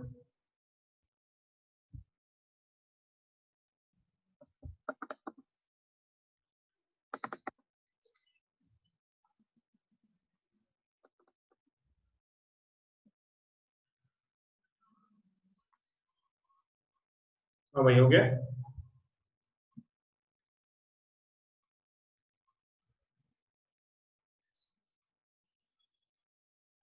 चलिए देखते हैं अब आप इसको सॉल्व करके। सो नाउ अभी देखिए ध्यान से, ये क्या है यहाँ पे, ये M2 है। M2 को अभी क्या करूंगा मैं, इस M2 को मैं यहाँ पे एक पॉइंट से रिप्लेस कर दिया मैंने यहाँ पे M2, है ना। और M1 को भी यहाँ मैं एक पॉइंट से यहाँ पे ऐसे रिप्लेस कर दूंगा, ये हो गया M1। ना अभी देखिए ध्यान से, इधर क्या लग रहा है आपके पास, ग्रेविटेशनल फोर्स लग रहा होगा। ग्रेविटेशनल फोर्स कितना लग रहा होगा भाई, M2 इंटू जी। और यहाँ पे M1 इस पे भी लग रहा होगा आपका, यहाँ पे M1 इंटू जी। ओके, ये दिखा दिया। नाउ दोनों ही क्या है, रस्सी से जुड़े हुए हैं ना। तो रस्सी अभी देखिए कितनी रस्सी है, तो अभी यहाँ पे एक ही रस्सी है, there is a single string, है ना। कितनी स्ट्रिंग है भाई यहाँ पे, एक स्ट्रिंग है, सिर्फ और सिर्फ एक स्ट्रिंग है यहाँ, करेक्ट। तो अभी देखिए टेंशन कैसा लगता है भाई, ऑब्जेक्ट से अवे। यहाँ पे लिख दो मैं, यहाँ पे टेंशन देयर T1। तो यहाँ पे M2 के ऊपर भी क्या लगेगा भाई, tension, there will be tension T1, correct. तो कितने टेंशन हो गए भाई, यहाँ पे दो टेंशन हो गए। How many tension are there, तो भाई यहाँ पे हो गए आपके पास दो टेंशन, करेक्ट। तो मासेस का हमने बना दिया। नाउ पुली की बात करते हैं। तो अभी देखिए पुली यहाँ पे ऐसे, करेक्ट। और पुली से दो रस्सी ऐसे नीचे जा रही है ना। तो यहाँ पे पुली पे टेंशन है यहाँ पे T1 ऐसा लग रहा होगा, और यहाँ पे पुली पे टेंशन यहाँ पे ऐसा T1 ऐसा लग रहा होगा, करेक्ट। तो पुली पे कितना टेंशन लग रहा है भाई, दो टेंशन लग रहे हैं। अब आप कोई बोलेंगे बस तो पुली पे भी तो mg का फोर्स लगेगा।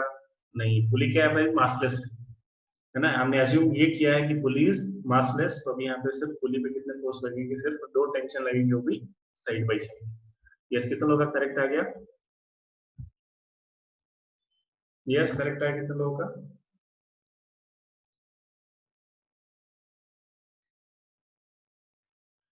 ओके, सबका करेक्ट है, सबका, एवरीबॉडी।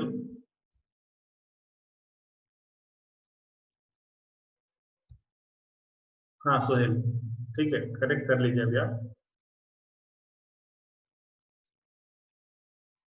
ओके, कुछ तो किसी बच्चे को कोई डाउट।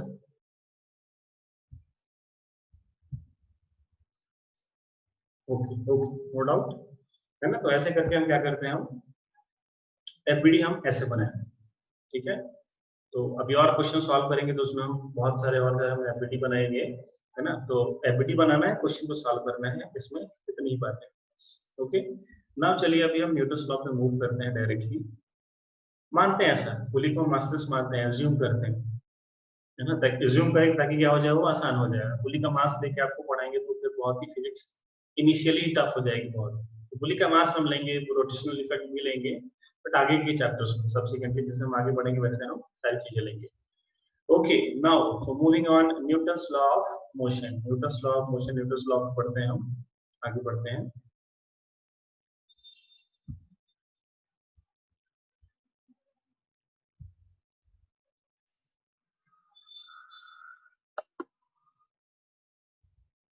या तो अभी देखिए, सबने क्लास नाइन्थ क्लास में सारे बच्चों ने क्या पढ़ रखा है भाई, न्यूटन्स लॉ ऑफ मोशन पढ़ रखा होगा, है ना। न्यूटन्स लॉ ऑफ मोशन, तो तीन लॉ होते हैं इसके, पहला नियम, दूसरा लॉ और तीसरा लॉ, है ना।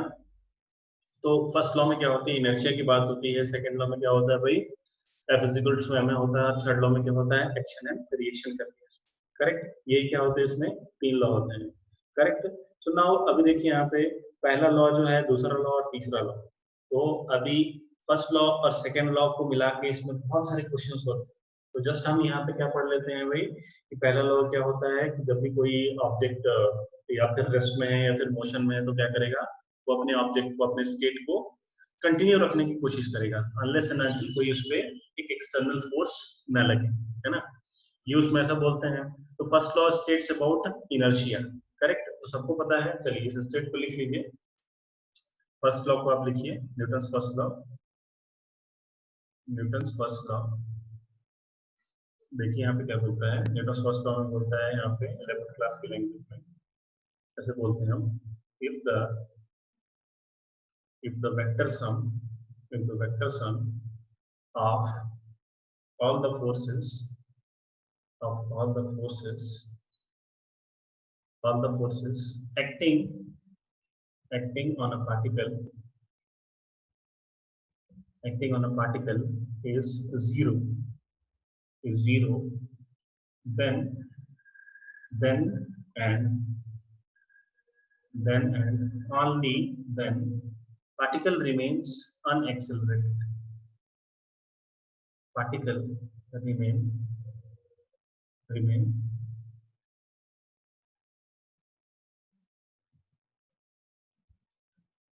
unaccelerated, या फिर इसको ऐसा भी बोलेंगे कि no change in the state of a body, in the state of a body. Body के स्टेट में कोई भी चेंज नहीं आएगा. ओके, सबने लिख लिया क्या? मैं यहाँ पे क्या स्टेटमेंट है? If the vector sum of all the forces acting on a particle is 0, मतलब उस पार्टिकल पे जितने भी फोर्सेस लग रहे हो सबका अगर वेक्टर सम क्या हो भाई 0 हो, तभी कोई पार्टिकल क्या होगा? अनएक्सेलरेटेड होगा. मतलब पार्टिकल में कोई एक्सेलरेशन नहीं होगा, कुछ भी वेलोसिटी नहीं होगी, पार्टिकल किस पे रहेगा? रेस्ट पे रहेगा, है ना. तो फर्स्ट लॉ ये कहता है. और क्लास 9th में आपने उसको ऐसा भी लिखा होगा. दूसरा स्टेटमेंट लिख लीजिए कि body at rest will remain at rest और body in motion will remain in motion, है ना. कांस्टेंट वेलोसिटी कांस्टेंट हो. ये आपने 9th क्लास में पढ़ा था. ये हो गया हमारा 11th क्लास का डेफिनेशन. ओके, लिख लिया सबने.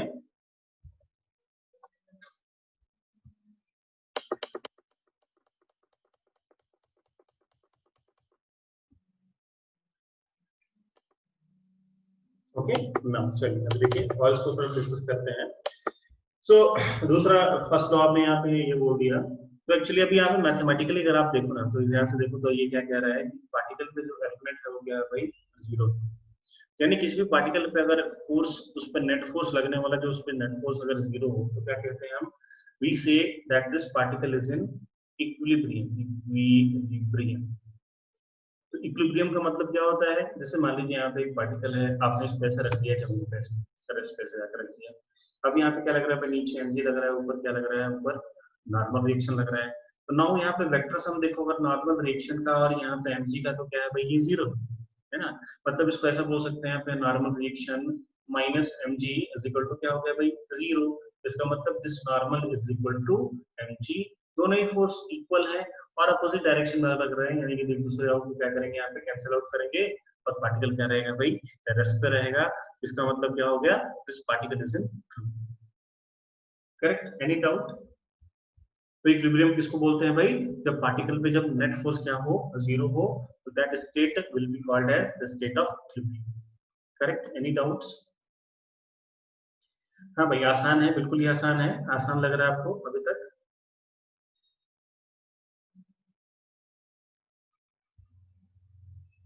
Yes, everybody, you will respond fast. Okay. हाँ चलिए आगे बढ़ते हैं. नाउ अभी देखिए, अभी तक तो आपको बहुत ही आसान लग रहा है ना, बट अभी थोड़ी देर के बाद ये थोड़ा सा टफ होने वाला है ना. क्योंकि अभी इसमें फिर से 2 डायरेक्शन आने वाले हैं, हॉरिजॉन्टल डायरेक्शन और वर्टिकल डायरेक्शन. यानी कि फिर से अभी हम फोर्सेस को 2 डायमेंशन में पढ़ने वाले हैं, एक एक्स एक्सिस में और एक वाई एक्सिस में. करेक्ट. सो नाउ अभी देखिए ध्यान से, मान लो यहाँ पे मेरे पास वो सेम ऑब्जेक्ट है ना. देखिएगा ध्यान से, देखिएगा इस बात को समझिएगा. यहाँ पे नीचे इस पे क्या लग रहा है भाई? mg लग रहा है और ऊपर क्या लग रहा है? यहाँ पे नॉर्मल रिएक्शन लग रहा है. करेक्ट. थोड़ी देर बाद क्या हुआ? इस पे 10 न्यूटन का फोर्स यहाँ पे आने लगा. इसके ऊपर एक 10 न्यूटन का फोर्स इस पे प्लस एक्स एक्सिस में एक्सर्ट होने लगा. करेक्ट. सो अभी ये आप मुझे बताओ, अभी ऑब्जेक्ट मूव करेगा या नहीं मूव करेगा? नो सस्पिशंस, कोई स्ट्रेंज क्वेश्चन नहीं है. आप मुझे बताइए मूव करेगा नहीं करेगा? हाँ भाई सोहेल कह रहे हैं मूव करेगा. मान लिया जाए हाँ मूव करेगा. आप बताइए किधर मूव करेगा? एक्स डायरेक्शन में या वाई डायरेक्शन में? ये किधर मूव कर रहा है? एक्स डायरेक्शन में या फिर वाई डायरेक्शन में? X direction. तो आप मुझे फिर से बताओ, क्या एक्स डायरेक्शन में इक्विलिब्रियम है? क्या पॉजिटिव एक्स डायरेक्शन में इक्विलिब्रियम है? क्या पॉजिटिव एक्स डायरेक्शन में इक्विलिब्रियम है या नहीं है? नो. सोहेल कह रहा है नो. बाकी लोग बताइए भाई, क्या पॉजिटिव एक्स डायरेक्शन में इक्विलिब्रियम है? नहीं, बिल्कुल नहीं. Okay, done. करेक्ट. ओके, आप मुझे बताइए क्या वाई एक्सिस में, वाई डायरेक्शन में क्या बॉडी मूव कर रही है? क्या वाई डायरेक्शन में बॉडी मूव कर रही है? वाई डायरेक्शन में बॉडी मूव कर रही है? नहीं। क्या वाई डायरेक्शन में इक्विलिब्रियम है अभी? क्या वाई डायरेक्शन में इक्विलिब्रियम है? क्या वाई डायरेक्शन में इक्विलिब्रियम है? सब लोग एवरीबॉडी वाई डायरेक्शन में इक्विलिब्रियम है क्या? यस। अभी वाई डायरेक्शन में क्या है भाई? इक्विलिब्रियम है। करेक्ट। सो अभी यहाँ पे सब कुछ समझ में आ गया कि इक्विलिब्रियम हमें किस किस डायरेक्शन में पढ़ना है, एक्स और वाई दो डायरेक्शन में पढ़ना है। करेक्ट। सो इक्विलिब्रियम आप कैसे निकालोगे? अगर आपको पता चल पा रहा है कि एक्स डायरेक्शन में if net forces are zero, अगर वाई डायरेक्शन में नेट फोर्सेस आर जीरो, तभी क्या बोलेंगे? दिस बॉडी के पास क्या है अभी यहाँ पे? इक्विलिब्रियम है। यहाँ पे बॉडी के पास क्या है भाई? इक्विलिब्रियम है। एग्जैक्टली। करेक्ट। तो अभी यहाँ पे हम इन दो कॉन्सेप्ट्स को हम यूज करेंगे कि एक्स एक्सिस में नेट फोर्स को जीरो करेंगे, वाई एक्सिस में नेट फोर्स को जीरो करेंगे, और हम प्रॉब्लम को क्या करेंगे? हम सॉल्व करेंगे। ओके। तो ये रहा आपके सामने अगला सवाल। देखिए चलते हैं हम देखते हैं अगले सवाल की तरफ।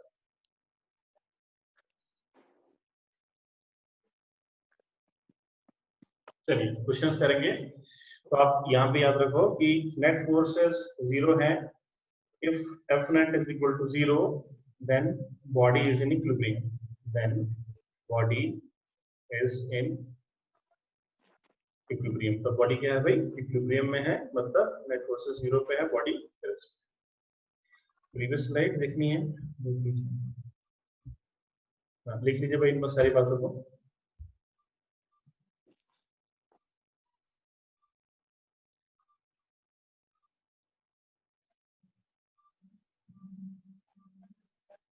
Okay done. चलिए अगले सवाल पे आएंगे।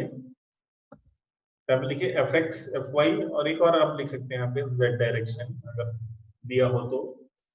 एक्स एक्सिस वाई एक्सिस और जेड एक्सिस तीन डायरेक्शन हमारे पास, तो 3D में भी कभी कभी आ सकता है। Okay okay okay. चलिए अगला सवाल। क्वेश्चन देखिए यहाँ पे सवाल आपके पास ऐसा है।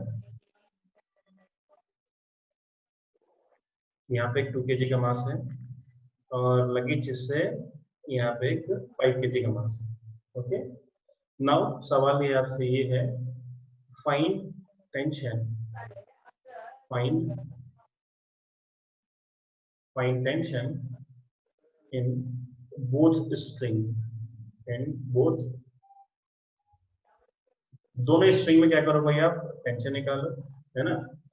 और प्रोवाइडेड आपको क्या इंफॉर्मेशन दिया है? आपको ये इंफॉर्मेशन ये दिया गया है कि system is in equilibrium, system is इन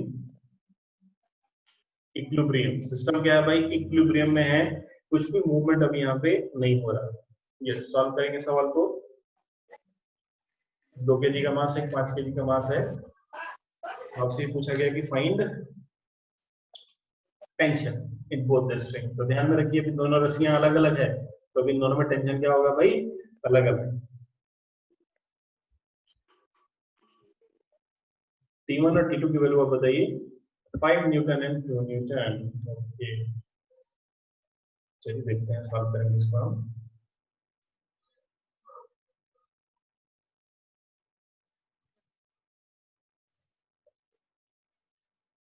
तो देखिए भाई सबसे पहला मंत्र क्या है? न्यूटन्स लॉ ऑफ मोशन का कोई भी आपके पास सवाल आए, वहां पे क्या करना है आपको? जैसे कि 2 kg है, देखो भाई सभी लोग, this is 2 kg and this is 5 kg। 2 kilo और 5 किलो का मास है ना? ठीक है, आप सॉल्व कीजिए, आंसर दीजिए, नॉट अ प्रॉब्लम।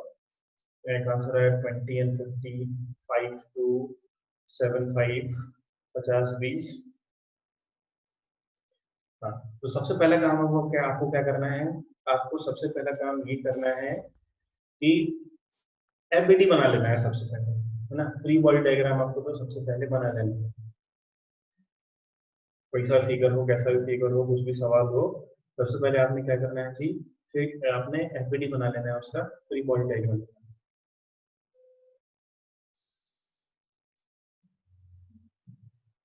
ओके चलिए सॉल्व करते हैं इसको। सो नाउ सबसे पहले तो मैं तो क्या करता हूँ ना, मैं तो फ्री बॉडी डायग्राम बना लेता हूँ। ऐसा कुछ भी हो तो just I draw a free body diagram. So अभी यहाँ पे तो जो यहाँ पे जो 2 kg का ब्लॉक है, ये 2 kg का ब्लॉक मुझे दिख रहा है। और यहाँ पे मुझे दिख रहा है ये 5 kg का ब्लॉक है ना। सो नाउ 5 kg एक रस्सी से जुड़ा हुआ है 5 kg, तो 5 kg रस्सी से जुड़ा हुआ है तो क्या लगेगा भाई, इसके ऊपर एक फोर्स यहाँ पे रहेगा, इसको बोल देता हूँ टेंशन T1, और नीचे ग्रेविटी का फोर्स लग रहा होगा mg, mg मतलब 5 into 10 है ना, नीचे लग रहा होगा यहाँ पे एक mg का फोर्स। नाउ अभी देखिए ध्यान से, इस 5 kg को आप ना एकदम ध्यान से ऑब्जर्व करो इस 5 kg। तो क्वेश्चन में आपको एक इंफॉर्मेशन दिया रखा है, क्या इंफॉर्मेशन दे रखा है कि this system is in equilibrium. ये सिस्टम क्या है भाई, इक्विलिब्रियम में है, मतलब ये सिस्टम बिल्कुल भी मूव नहीं कर रहा, ये सिस्टम बिल्कुल भी मूव नहीं कर रहा, करेक्ट। नाउ अभी देखिए ध्यान से, ये सिस्टम अभी मूव नहीं कर रहा, यानी कि इसका मतलब है इस पे जो फोर्स नीचे लग रहा है और इस पे जो फोर्स ऊपर लग रहा है, यानी कि नीचे वो जो फोर्स लग रहा है, जो फोर्स ऊपर लग रहा है, दोनों ही फोर्सेस क्या है भाई, इक्वल है, तभी तो ये ऑब्जेक्ट मूव नहीं कर रहा। तो यानी कि मैं यहाँ पे बहुत ही आसानी से बोल सकता हूँ, the value of T1 is equals to 5 into 10, this is 50 Newton। Okay, तो T1 की वैल्यू यहाँ पे कितनी आ गई भाई मेरे पास, 50 का। नाउ दूसरा यहाँ पे 2 kg की बात करें तो 2 kg की बात करें तो 2 kg का फिर से मुझे क्या करना है भाई, यहाँ पे एफबीडी निकाल लेना है। 2 kg का मैं मुझे क्या करना है, एफबीडी निकाल लेना है। तो 2 kg का मैं एफबीडी फिर से निकाल लेता हूँ। तो ये जो 2 kg है ना, दो स्ट्रिंग से बंधा हुआ है, तो ऊपर जो टेंशन आएगा इस पर मैं इसको क्या लिखता हूँ, T2 लिखूंगा, और नीचे भी एक रस्सी से जुड़ा हुआ है तो यहाँ पे एक और टेंशन लगेगा, यहाँ पे T1 लगेगा, है ना। तो दो रस्सी के करस्पॉन्डिंग यहाँ पे मेरे पास क्या हो गया, दो अलग अलग टेंशन आ गए, और नीचे यहाँ पे क्या लग रहा होगा, इस पे ग्रेविटेशन का फोर्स भी लग रहा होगा, तो ग्रेविटेशनल फोर्स लग रहा होगा यहाँ पे m इंटू जी, यानी कि यहाँ पे 2 इंटू 10 के 20 न्यूटन ग्रेविटेशन का फोर्स लग रहा है ना। तो फिर से आप यहाँ पे ध्यान से देखो, तो ये जो आपका जो 2 kg का जो मास है, इस पे एक टेंशन यहाँ पे T1 लग रहा है, और यहाँ पे एक दूसरा फोर्स लग रहा है यहाँ पे ग्रेविटेशन का 20 न्यूटन, करेक्ट। और ये ऊपर क्या लग रहा है, इस पर टेंशन T2 लग रहा है, करेक्ट। तो सवाल में क्या पूछ रखा है, T2 की वैल्यू बताइए, T2 की वैल्यू बताइए। और एक और इंफॉर्मेशन है हमारे पास, इस क्वेश्चन में ही दे रखा है कि this body is in equilibrium. Body कहाँ पे भाई, कैसे है, इक्विलिब्रियम में, मतलब बॉडी मूव नहीं कर रही। तो अगर बॉडी मूव नहीं कर रही इसका मतलब क्या हो गया, बॉडी मूव नहीं कर रही इसका मतलब क्या हो गया, बॉडी पे जितने फोर्सेस नीचे लग रहे हैं और ऊपर लग रहे हैं, सारे फोर्सेस क्या है भाई, बराबर है ना। जैसे मान लो यहाँ पे मैं आपको बताऊं कि यहाँ पे कोई बॉडी है, एक फोर्स इधर लग रहा है, यहाँ पे F1 लग रहा है, और इधर एक फोर्स लग रहा है यहाँ पे F2। मैं बोलूं कि बॉडी मूव नहीं कर रही, इसका मतलब क्या है भाई, this F1 is equals to F2, correct, simple सी बात। तो यहाँ पे मैं क्या बोल सकता हूँ, यहाँ पे बोल सकता हूँ मैं this T2 is equals to T1 plus, correct. तो यहाँ पे हमने T1 की वैल्यू निकाली है, इसको उठाकर मैं यहाँ पुट कर दूंगा। यहाँ पे T2 की वैल्यू कितनी आ गई भाई, ये आ गया आपके पास प्लस 20, तो ये कितना आ गया जी, ये आ गया आपके पास 70 न्यूटन। तो T1 50 and T2 is 70 Newton. Okay done, any doubts, ये तो लॉ का आ गया। हाँ तो वेदांत, आपने एफबीडी बनाया क्या, सही सही आपने एफबीडी बनाया, करेक्ट करेक्ट, ओके। एफबीडी बनाओ आप यहाँ पे, एफबीडी आपने बना लिया, ऊपर T2 नीचे T1। अभी देखिए कंडीशन क्या है, इस बॉडी इज इन इक्विलिब्रियम, मैंने क्वेश्चन में क्या लिख रखा है, स्पेसिफिकली आपको क्या लिख के बताया है, this whole system is in equilibrium. तो जो आपका जो सिस्टम है ना, वो इक्विलिब्रियम में है, मतलब कुछ भी मूव नहीं कर रहा, यानी कि जो 2 kg का जो मास है ना, 2 kg का ये भी मूव नहीं कर रहा। अगर ये 2 kg का मास मूव नहीं कर रहा है, इसका मतलब क्या हो गया, जितने फोर्स नीचे लग रहे हैं और जो फोर्स ऊपर लग रहा है, दोनों ही फोर्सेस क्या है, इक्वल है। इसके मैं लिख दिया here T2 is equals to T1 plus, okay. तो अभी T1 की वैल्यू निकाल रखी है, T1 कितना हो गया यहाँ पे 50, और ये 20 कितना हो गया 70। दैट्स ऑल, एनी डाउट, किसी बच्चे को कोई डाउट चैट में फटाफट, एवरीबॉडी सब लोग अपना रिस्पांस टाइप करें। बहुत ही आसान है, बहुत ही आसान।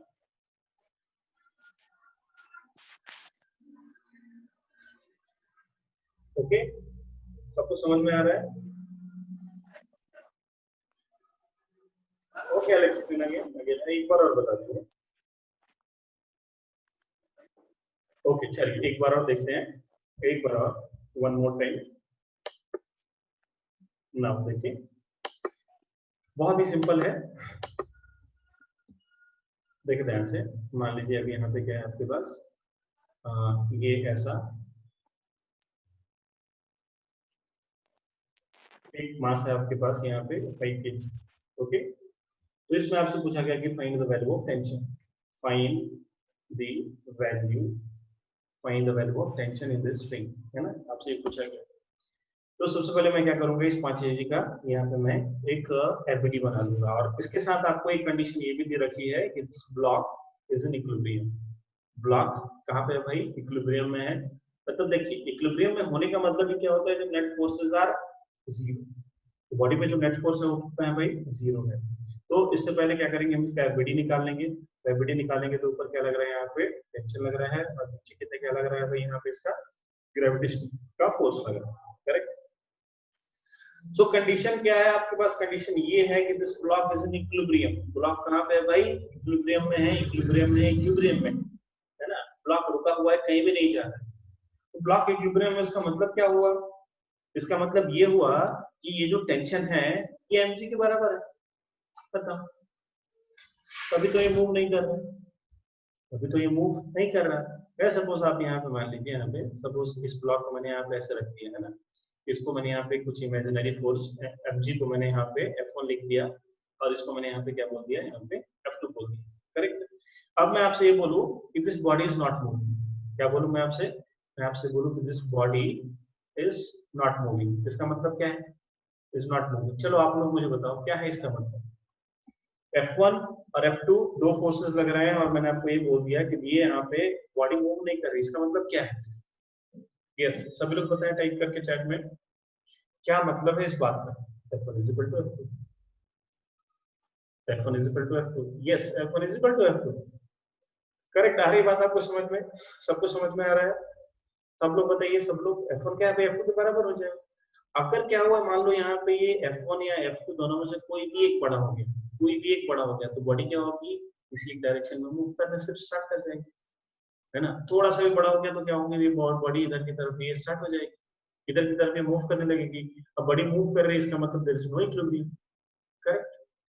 तो इक्विलिब्रियम का मतलब क्या होता है कि बॉडी मूव नहीं कर रही है, ये अपने आप दिमाग में आप बैठा लीजिए। करेक्ट। तो इस क्वेश्चन की बात करें अभी यहाँ पे, तो क्या हो गया, मैं डायरेक्टली लिख सकता हूँ कि इक्वल टू डायरेक्ट, मैंने यहाँ से जैसे देखा कि बॉडी क्या है भाई, इक्विलिब्रियम में मूव नहीं कर रही, तो मैं लिख सकता हूँ इक्वल टू mg। करेक्ट। तो आप ऐसा करो, जितना फोर्स ऊपर है that will be equal to the जितना फोर्स नीचे, दैट्स ऑल, बात खत्म। करेक्ट। तो चलिए आप दूसरे सवाल को करते हैं, अपना जो मेन क्वेश्चन है उसको हम सॉल्व करते हैं। तो मेन क्वेश्चन में आपको अभी यहाँ पे ऐसा दे रखा है, ये आपके पास 2 किलो और यहाँ पे आपके पास 5 किलो, है ना। दोनों रस्सी में टेंशन की वैल्यू पूछ रखी है, तो मैंने यहाँ पे क्या किया, एफबीडी बना लिया। ये टेंशन है टी, यहाँ पे ये है आपके पास यहाँ पे mg, और यहाँ पे इसको बोला T1, इसको बोला मैंने यहाँ पे T2, और ये T1 2 kg का है, और ये 5 kg का हमने ऐसा निकाल दिया। This is m1g, this is m2g, मैं इसको बोलेंगे आप 5g। ओके, और ऊपर वाला टेंशन क्या है भाई, यहाँ पे T1। करेक्ट। तो चलिए अभी आप 5 kg का आप देखो तो क्या है भाई, ये इक्विलिब्रियम में है, इक्विलिब्रियम में यानी कि दोनों फोर्सेस क्या है, बराबर है, मूव नहीं कर रहे हैं, यानी कि मतलब क्या है इसका मतलब, दोनों फोर्सेस बराबर है। मैं लिख सकता हूँ यहाँ पे T1 is equals to, okay. Now अभी आप इसमें बताइए 2 kg में, आप बताओ तो 2 kg में क्या हो गया भाई, यहाँ पे ऊपर T2 है, नीचे T1 और mg है, और ये 2 kg मूव नहीं कर रहा है, it is not moving, not moving. तो इसका मतलब क्या हो गया, जितने फोर्सेस नीचे लग रहे हैं ऑल आर इक्वल टू ऊपर वाला फोर्स, मैंने क्या लिख सकता हूँ, मैं इसको लिख सकता हूँ T1 प्लस mg। तो कितना हो जाएगा भाई, T2 की वैल्यू हो जाएगी, यहाँ पे T1 की वैल्यू लिखूंगा यहाँ पे 50, mg 2 किलो का हो गया 20, तो आ गया 70। तो हमारा आंसर आ गया जी 50 एंड 70। यस, अभी बताइए क्लियर है। we are taking 2 kg। Everybody अभी बताइए, जिन बच्चों को डाउट था वो टाइप करें फास्ट। क्या अभी क्लियर है, और कुछ रह गया आपको बताना, और किसमें डाउट है किसी पॉइंट में, एवरीबॉडी फास्ट, सब लोग बताएंगे। Clear, all clear. हाँ चलिए अब इस पे बेस्ट और क्वेश्चन करते हैं और आगे बढ़ के। ओके चलिए अगला सवाल आपके सामने।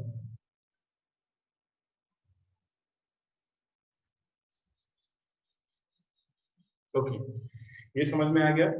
तो अभी हम थोड़ा सा सीख लिया, हमने कॉन्फिडेंस आ गया, थोड़ा सा हम अपनी बैट को लेके फ्रंट फुट पे आएंगे और वहां से बैटिंग करेंगे, है ना। थोड़ा सा आगे बढ़ के हम बैटिंग पे अभी हम देखेंगे चीजों को, करेक्ट।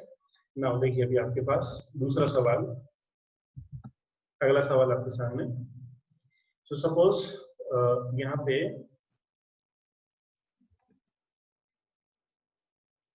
एक ब्लॉक है आपके पास, यहाँ पे ऐसा, this block is 10 kg, 10 kilo है ब्लॉक, 10 किलो का। एंड यहाँ पे एक फोर्स ऐसा लग रहा है at an angle of 37 degree, and the value of force is here 20 Newton, है ना। तो फोर्स की वैल्यू कितनी है भाई, 20 न्यूटन है ना। सो नाउ अभी आपको क्या करना है, आपको ये बताना है कि एक्स एक्सिस और वाई एक्सिस में इसका एक्सेलरेशन कितना होगा, है ना। थोड़ा सा हटके क्वेश्चन मैं आपको इसलिए बता रहा हूँ कि जस्ट इसके आगे आगे आपको थोड़ा सा समझाना है ना। तो मान लीजिए अभी यहाँ पे ऐसा फोर्स ऐसा लग रहा है और आपको पूछा है, ऐसा आपको ये पूछा है फाइंड एक्सेलरेशन। इस सवाल को आप नोट मत करना, जस्ट आप ऐसे आप इसको देखिए, कॉपी में आप इसको नोट मत करो। Find acceleration of body in X and Y direction, है ना। एक्स और वाई डायरेक्शन में क्या करो आप, इसका आप एक्सेलरेशन निकालो, करेक्ट। सो नाउ अभी देखिए ध्यान से, यहाँ पे हम क्या कर सकते हैं, इसका हम कंपोनेंट निकाल सकते हैं। तो ये आपके पास 10 kg है, तो इसका दो कंपोनेंट आएगा, एक कंपोनेंट इधर की तरफ आएगा, ये कितना आएगा भाई, ये आपके पास आएगा 20 cos 37 डिग्री, और ऊपर दूसरा कंपोनेंट आएगा आपके पास 20 sin 37 डिग्री, करेक्ट। हाँ जी, क्लियर है। ओके देखिए, और एफबीडी बना रहे हैं इसका, तो एफबीडी बनाएंगे तो ऊपर क्या लगेगा भाई, एक नॉर्मल लगेगा, और नीचे क्या लगेगा आपके पास, एक यहाँ पे एक एमजी लगेगा, करेक्ट। इतने सारे फोर्सेस लगेंगे। सो अभी आप देखिए ध्यान से, नॉर्मल लगेगा और ऊपर क्या लगेगा भाई, एक नीचे एमजी, ऊपर नॉर्मल लग रहा है, करेक्ट। सो नाउ अभी आप देखो ध्यान से, यहाँ पे 20 sin 37, तो ये कितना हो जाएगा भाई, ये हो जाएगा आपके पास 20 into 3/5, है ना।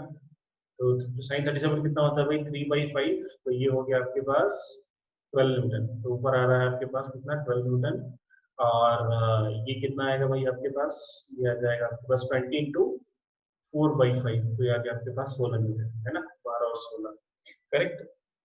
तो इसका हमने क्या किया, एफबीडी बना लिया बहुत अच्छे से। तो ना आप देखिए ध्यान से, इधर कितना फोर्स लग रहा है भाई, इधर लग रहा है 16 न्यूटन का फोर्स, 10 kg है, तो नीचे कितना लग रहा होगा आपका, 100 लग रहा होगा। ऊपर देखिए, ऊपर एक लग रहा है यहाँ पे आपका एक नॉर्मल रिएक्शन, और ऊपर की तरफ एक और फोर्स आ गया आपके पास, that force is how much, that force is 12 newton, correct. So now आपसे क्या पूछा गया है कि एक्सेलरेशन आप बताइए बॉडी का एक्स में और वाई में आप बताइए, है ना। सो नाउ अभी आप देखिए ध्यान से, जैसे अभी आप ये देखो कि नीचे की तरफ कितना फोर्स लग रहा है भाई, यहाँ पे 100 न्यूटन का फोर्स लग रहा है, और सॉरी एमजी की वैल्यू कितनी यहाँ पे 100 है, और इधर की तरफ ये 16 है। सो अभी इसको मुझे क्या करना है, यहाँ पे एक्सेलरेशन निकालना है एक्स में और वाई में। सो जैसे हम देखो प्रोजेक्टाइल मोशन जब हम पढ़ते थे ना, तो वहां पे क्या करते थे हम, एक्स एक्सिस का जो मोशन है उसको हम अलग एनालाइज करते थे, और जो वाई एक्सिस में जो मोशन था उसको हम अलग से एनालाइज करते थे, है ना। दोनों ऐसे खिचड़ी बना के नहीं पढ़ते। तो सिमिलरली इसमें भी, इस चैप्टर में भी हम क्या करेंगे, एक्स एक्सिस को हम अलग सॉल्व करेंगे और वाई एक्सिस को हम अलग सॉल्व करेंगे। जब भी अभी कैसे आपके पास ये इंक्लिनेशन वाला सवाल आ जाए कि फोर्स लग रहा है, एंगल थीटा लग रहा है, तो वहां पे क्या करेंगे, हम एक्स एक्सिस को अलग सॉल्व करेंगे, वाई एक्सिस को हम अलग सॉल्व करेंगे, है ना। Is that clear? ये क्या, ये बात आपको क्लियर है कि एक्स एक्सिस को अलग सॉल्व करना है, वाई एक्सिस को अलग सॉल्व करना है? क्या ये बात सबको क्लियर है? एवरीबॉडी लिख के बताइए चैट में, एक्स को अलग सॉल्व करेंगे, वाई को अलग सॉल्व करेंगे। ये बात आपके दिमाग में अगर फिट है तो सब कुछ आप कर सकते हैं, ओके। सुना अभी देखिए यहाँ से आपको फॉर्मूला पता है, जस्ट मैं आपको ऐसे इलस्ट्रेशन के लिए बता रहा हूँ, इस सवाल ऐसे कुछ ये क्वेश्चन नहीं है जिसमें आपको समझाने के लिए बताया। तो आप देखिए फॉर्मूला क्या होता है भाई, आपके पास F is equals to mt, है ना। बट यहाँ पे हम x एक्सिस को अलग सॉल्व करेंगे, तो हम यहाँ पे लिखेंगे Fx is equal to mtx, correct. Force x direction वाला, एक्सेलरेशन किसका भाई, x डायरेक्शन वाला, तो मास तो क्या है भाई, कांस्टेंट है। तो अब यहाँ पे हम लिख लेते हैं, यहाँ पे फोर्स x डायरेक्शन में कितना लग रहा है भाई, 16 इज इक्वल टू मास की वैल्यू कितनी है, 10 into ax, करेक्ट। तो नाउ यहाँ पे सॉल्व करेंगे तो एक्सेलरेशन इन एक्स डायरेक्शन कितना है भाई, तो 16/10 इज इक्वल टू कितना हो गया भाई 1.6 मीटर पर सेकंड, है ना। तो एक्स एक्सिस मैंने इसको ऐसे सॉल्व करके निकाल लिया, करेक्ट। नाउ वाई एक्सिस में भी यहाँ पे हम सॉल्व करके निकाल लेंगे, सॉल्व करके हम निकाल लेंगे वाई एक्सिस में, है ना, कोई बड़ी बात नहीं है। तो मैंने यहाँ पे एक्स एक्सिस में इसका एक्सेलरेशन निकाल दिया है, फिर मैं क्या करूंगा अभी वाई एक्सिस में भी मैं निकाल लूंगा इसका, करेक्ट। तो कहने की बात ये है कि जब भी कुछ ऐसा एंगल वाला है तो आप क्या करो, एक्स को अलग सॉल्व करो, वाई को आप अलग सॉल्व करो, करेक्ट। क्या ये बात क्लियर है आपको, है ना। तो ये कुछ सवाल नहीं था, जैसे मैंने आपको बस एग्जांपल के लिए बताया। ये जस्ट अगला क्वेश्चन जो आएगा उसमें एंगल का इंक्लिनेशन आने वाला है और वहां आपसे सवाल पूछा जाने वाला है, करेक्ट। ये बात सबको क्लियर है। चलिए अगला सवाल लेता हूं मैं। एक्चुअली ये जो क्वेश्चन है ना, ये डायनेमिक्स का क्वेश्चन आएगा, इसमें F is equal to ml formula हम लगाएंगे। तो अभी भी जो हम क्वेश्चन पढ़ रहे हैं उसमें F is equal to m हम फॉर्मूला लगा रहे हैं, बट सब में एक्सेलरेशन क्या है, जीरो, है ना। तो सारे फोर्सेस अभी क्या है, बैलेंस्ड, करेक्ट। तो चलिए अगला सवाल हम देखते हैं, नेक्स्ट क्वेश्चन। नेक्स्ट क्वेश्चन देखिए हमारे पास कैसा है।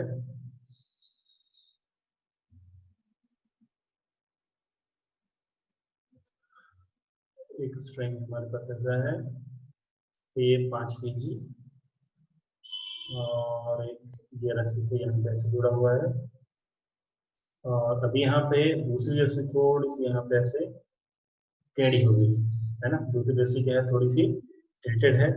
एंड यहाँ पे जो इसका वर्टिकल एंगल बन रहा है वो एंगल बन रहा है आपका 37 डिग्री, करेक्ट। ये जो मास है, this mass is equal to 5 kilogram, है ना। कितने का है भाई, 5 किलो का है। नाउ क्वेश्चन ये है आपके सामने, find tension, find tension in both the strings, in both the strings. दोनों स्ट्रिंग में आप टेंशन निकाल के आप बताइए। तो अभी मैंने आपको बताया कि जब भी कभी कुछ इंक्लिनेशन पे आए तो क्या करे भाई, इसको इन वाई एक्सेलरेशन 0.6 देखता हूँ, अभी पता नहीं क्या है। ओके देखिए इस सवाल पे कॉन्सेंट्रेट कीजिए भाई, इस सवाल पे कॉन्सेंट्रेट कीजिए। तो इस सवाल में भी क्या है भाई, यहाँ पे 37 भी इंक्लाइंड है और एक ऐसे ही है। तो आपको क्या करना है भाई, फोर्स निकालना है, फोर्स निकाल, सॉरी, दोनों स्ट्रिंग में आपको टेंशन निकालना है ना। तो चलो आप पहले आप क्या करेंगे, पहले तो आप इसका एफबीडी बना लेंगे, फ्री बॉडी डायग्राम बना लेंगे इस 5 kg का। 5 kg का फ्री बॉडी डायग्राम निकालने के बाद आप सॉल्व करेंगे। तो विधान इसको सॉल्व करो। इसका जस्ट क्या था, वो इलस्ट्रेशन था जिस तरह से आपको दिखाने के लिए।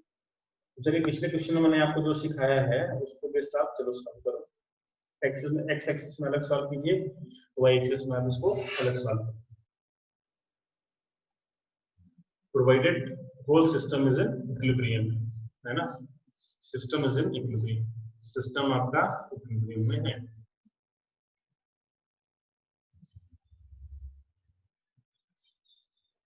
अगर सिस्टम आपके इक्विलिब्रियम में है तो find tension in both the strings.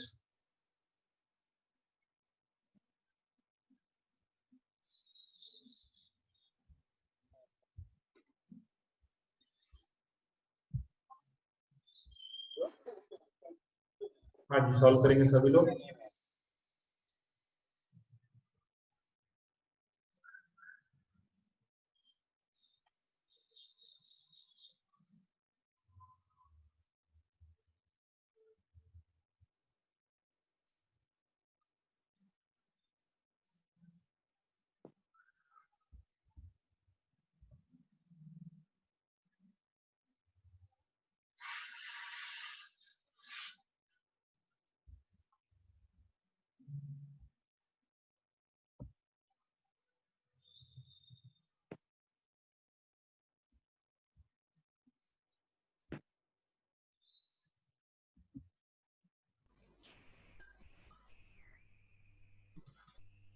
Hello.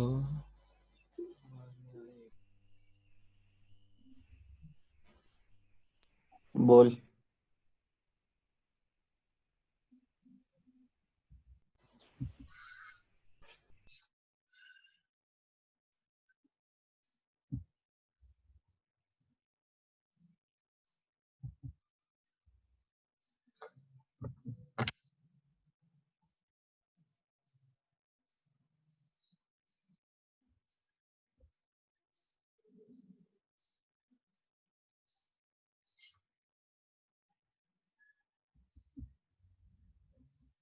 ये सॉल्व कर पाए आंसर? Any answers? एक आंसर आ गया भाई। देखिए भाई, यहाँ पे देखिए भाई, सभी लोग देखिए। थोड़ा सा इसको आप क्वेश्चन को अगर आप ध्यान से देखो, है ना, तो ये एंगल कितना का है? ये angle, this angle is of 37 degree. तो थोड़ा सा आप इसको 3 एंड फॉरवर्ड कर देखिए ध्यान से, यहाँ पे सभी लोग देखिए। तो ये एंगल अगर 37 डिग्री है, तो ये एंगल अभी यहाँ पे देखो ध्यान से, एक दो हमने क्या किया यहाँ पे, ऐसा दो पैरेलल लाइन हमने यहाँ पे ऐसे ड्रॉ किए, और ये किसका क्या हो गया? ऐसा एक इंटरसेक्शन, है ना।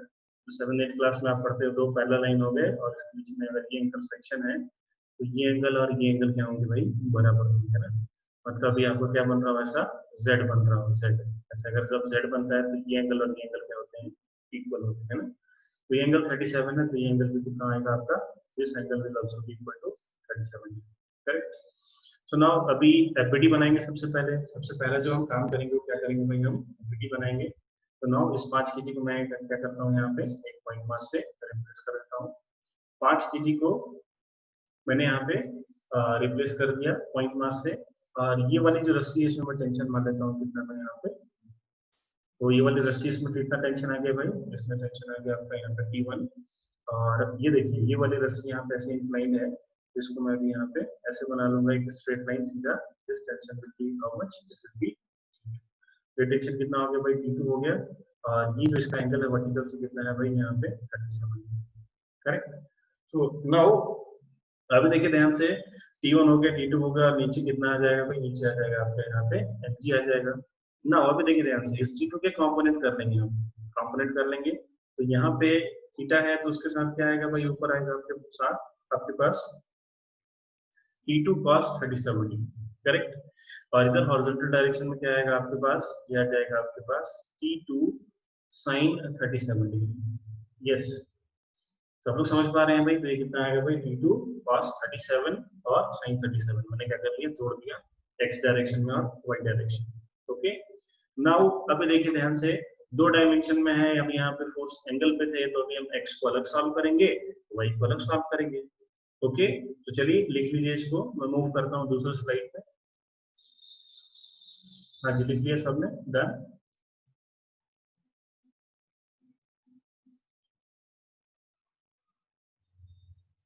हाँ जी, लिख लिया सबने? ओके, चलिए अगले स्लाइड पे मैं जा रहा हूँ। ना अभी देख रहे हैं से, तो ये कैसा था आपका फोर्स? यहाँ पे दिस इज हियर T1, यहाँ पे क्या है भाई? दिस इज 5G, मतलब ये रहा आपका 50, और ये टेंशन था आपका यहाँ पे कितना? T2, इसके हमने कंपोनेंट तोड़ लिए, ऊपर कितना है हमारे पास? T2 cos 37 डिग्री, और इधर कितना है? इधर ये फोर्स कितना है हमारे पास? T2 sin 37 degree. ओके, तो since the force is in equilibrium, तो अभी हम x एक्सिस में अलग एनालिसिस करेंगे और y एक्सिस में हम अलग एनालिसिस करेंगे। तो देखिए x डायरेक्शन में आप देखिए, तो x डायरेक्शन क्या है भाई? इतना सारा हमारे पास। तो सिंस बॉडी इक्विलिब्रियम पे है, इसका मतलब क्या होगा भाई? ये फोर्स और ये फोर्स दोनों क्या होंगे? बराबर होंगे। तो मैं यहाँ पे ऐसे लिख सकता हूँ, this T1 is equals to this T2 sin 37 degree, है ना। इसको इक्वेशन नंबर 1 बना लिया। ओके, नाउ y डायरेक्शन में अगर आप देखो तो कितना हो जाएगा भाई? y डायरेक्शन देखिए, तो y डायरेक्शन क्या है? ये आपका T2 cos 37 आती है 50। तो y डायरेक्शन में देखो तो कितना आ जाएगा आपके पास? T2 cos 37 is equals to 50 Newton, correct. तो अभी देखिए यहाँ पे हम इसको सॉल्व कर सकते हैं। तो दिस इज T2 cos 37 की वैल्यू कितनी होती है? ये होता है आपका 4/5। किसी बच्चे को याद नहीं है तो ये बना दो। आपके पास 37, ये होता है 3, ये होता है 4, और ये होता है 5। तो cos 37 की वैल्यू कितनी हो जाएगी? 4/5 इज इक्वल्स टू, ये आ गया आपके पास 50, है ना।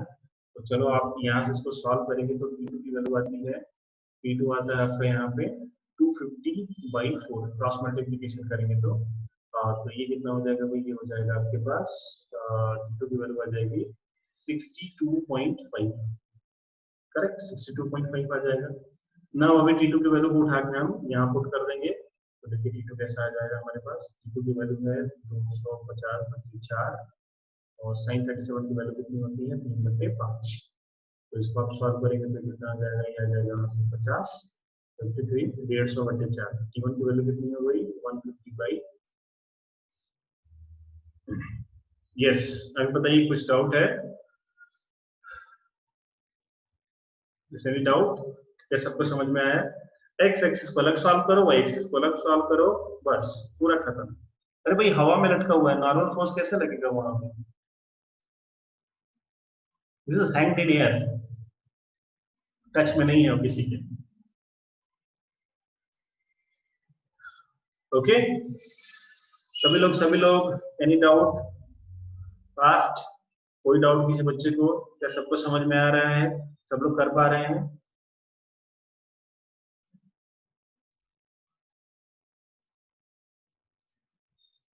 Everyone everyone?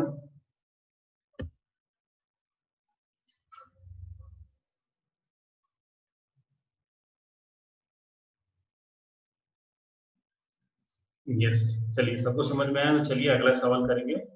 नेक्स्ट क्वेश्चन, अगला सवाल।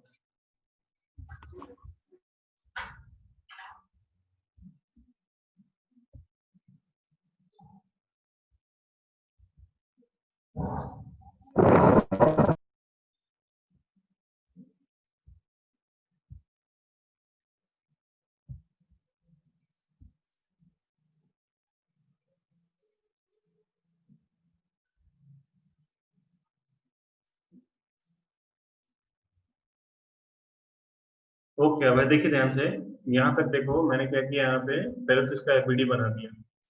देखिए यहाँ पे इसका मैंने यहाँ पे क्या करा, एफबीडी बनाया, फ्री बॉडी डायग्राम बनाया है ना। तो ये देखिए अब ध्यान से, यहाँ पे टेंशन कितना था, ये टेंशन यहाँ पे T2 था, तो T2 के कंपोनेंट कर लिए, T2 cos 37, ये रह गया आपका यहाँ पे T2 sin 37 है ना। और मैंने अभी यहाँ पे क्या किया, देखिए ध्यान से, अभी चार फोर्सेस हैं, तो x में मैंने अलग सॉल्व कर दिया, y में अलग सॉल्व कर दिया। x में कैसे सॉल्व किया, देखिए इक्विलिब्रियम में है, तो ये दोनों फोर्सेस क्या होंगे, बराबर होंगे, तो यहाँ पे मैंने लिख दिया T1 is equals to T2 sin 37 है ना। और ये y डायरेक्शन में मैंने अलग सॉल्व कर लिया, तो y डायरेक्शन में इक्विलिब्रियम है, तो ये अलग आएगा हमारा T2 cos 37 degree, T2 cos 37 is equals to mg है ना। इक्वेशन नंबर 1, इक्वेशन नंबर 2 दोनों को सॉल्व कर लिया, यहाँ से T1 की वैल्यू मैंने निकाली। ओके, क्लियर है? अब आप देख लो, सॉल्व कर लो इसको, आ जाएगा आंसर। नेक्स्ट, चलिए भाई अगला सवाल सबको समझ में आ गया, तो अगला क्वेश्चन देखिए भाई, सब लोग करके दिखाएंगे फटाफट, फास्ट। नेक्स्ट अगला सवाल, recording will be available to you. यहाँ पे मैंने इसमें से हैंग किया है, यहाँ पे एक ऑब्जेक्ट है जिसका मास है मेरे पास √2 kg, उसका मास है √2 kg, और यहाँ से एक स्ट्रिंग ऐसा बन रहा है और एक स्ट्रिंग ऐसा है, रस्सी है, दो रस्सी है यहाँ पे, फुल स्टॉप कर देते हैं। ओके, और यहाँ पे ये जो है, ये एंगल है यहाँ पे 60 डिग्री, और ये एंगल है यहाँ पे 30 डिग्री। ओके, सवाल, find tension in both the string. Find tension in both the string. दोनों स्ट्रिंग में आप टेंशन निकालिए। हाँ जी, सॉल्व करिए सभी लोग।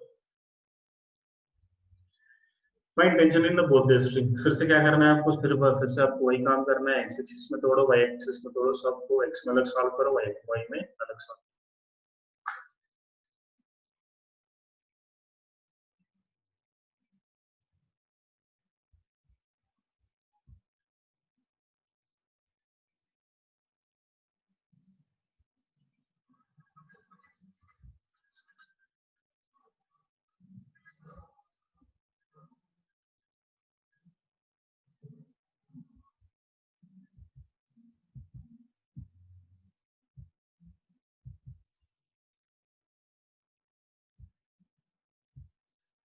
यस, चलिए मैं सॉल्व करता हूँ।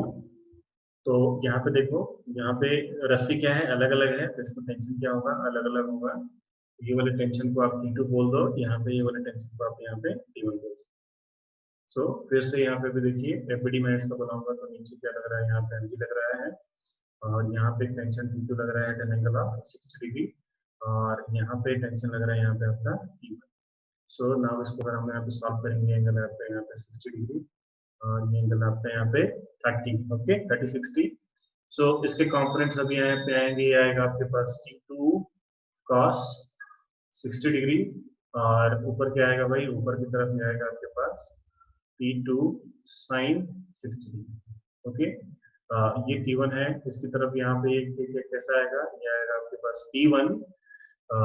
T1 cos 60 cos 30 डिग्री और ऊपर क्या आएगा आपके पास, ऊपर आएगा आपके पास T1 sin 30 है ना। मैं इसको एक बार और बना देता हूँ अच्छे से। तो दोनों तरफ आपने यहाँ पे फोर्सेस निकाल लिए, फोर्सेस कैसे आएंगे, ये आपके पास ब्लॉक, ये इधर यहाँ पे लग रहा है T2 तो कंपोनेंट मैंने यहाँ पे ड्रॉ करिए तो यहाँ पे आएगा T2 cos 60 डिग्री, ये आपको बहुत अच्छे से आना चाहिए, फटाफट आना चाहिए। This is T2 sin 60 okay. फिर से यहाँ पे ये फोर्स लग रहा था इधर की तरफ, तो ये आ गया आपके पास T1 cos 30 और ऊपर ये कितना आएगा आपके यहाँ पे T1 sin 30 डिग्री ओके और नीचे क्या लग रहा है आपका यहाँ पे एमजी लग रहा है, करेक्ट। सो अभी चलो सॉल्व कर लेते हैं इसको, हम एक्स एक्सिस में अलग सॉल्व करेंगे तो वाई एक्सिस में इसको हम अलग सॉल्व करेंगे, करेक्ट। सो नाउ अभी देखिए एक्स एक्सिस में, यहाँ पे एक्स एक्सिस की अगर बात करें तो एक्स एक्सिस में एक्चुअली कितने फोर्सेस हैं, तो चलो एक्स में देखो तो ये इधर ये T2 cos 60, ये आपका T1 cos 60, यही दो फोर्सेस आपके लेफ्ट हैंड साइड में और राइट हैंड साइड में। तो बट बॉडी क्या है भाई आपके इक्विलिब्रियम पे है, बॉडी मूव नहीं कर रही, नहीं एक्स नहीं वाई, तो इसका मतलब क्या है, एक्स में जो फोर्स लग रहा है वो क्या है, इक्वल है आइदर ऑफ द साइड। तो ये कितना होगा भाई यहाँ पर T1 cos 60 is equal to T1 cos 30, चलो T2 cos 60 लिख लो, will be equal to here T1 cos 30 degree okay. ये इक्वेशन है। वाई डायरेक्शन में देखिए तो ऊपर दो फोर्सेस लग रहे हैं यहाँ पे, T1 sin 30 T2 sin 60 है ना, तो ये दोनों जो फोर्सेस हैं ये mg के क्या होंगे, बराबर होंगे, इक्विलिब्रियम के केस है। तो यहाँ पे मैं क्या इक्वेशन लिखूंगा, इक्वेशन लिखूंगा यहाँ पे T1 sin 30 plus T2 sin 60 is equals to how much, mg। ये रहा आपका इक्वेशन नंबर 1, ये रहा आपका इक्वेशन नंबर 2। दो अननोन है, दो इक्वेशन है, आप सब लोग 10वीं पास करके आए हैं, आई होप आप सॉल्व कर सकते हैं सब लोग ओके। तो आप ये एज अ होमवर्क इस सवाल को करके लाइए, आंसर निकाल के आप बताओ, है ना। तो आंसर आप निकाल के बताइए ओके। तो यहाँ तक किसी बच्चे को कोई डाउट, सबको समझ में आया, यहाँ पे कोई डाउट? 5 न्यूटन 5√3 न्यूटन, ये कहा है T1 की वैल्यू है 5√2। तो इधर से करके लाइए, सब लोग आराम से करके आओ सॉल्व। कुछ डाउट है इसमें अभी तक तो समझ में आ गया आपको, है ना, कैसे हॉरिजॉन्टल वर्टिकल, कैसे क्या मतलब है इक्विलिब्रियम का, कैसे टेंशन निकाल रहे हैं, अभी तो सबको समझ में आ गया। Everybody any doubt? कुछ डाउट हो तो बताइए फास्ट। काम बस एक बचा है, आपको घर से सॉल्व करके लेना है, that's all.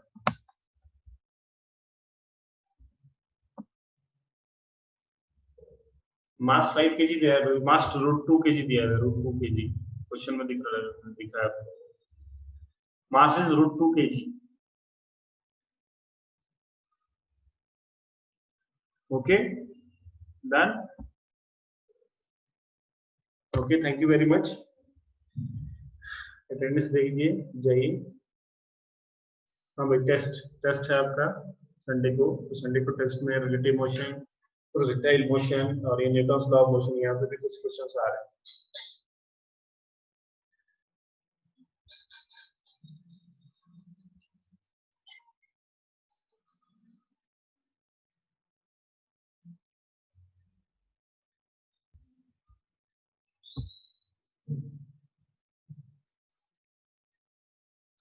Thank you so much. Bye. Bye. पहले मंडे को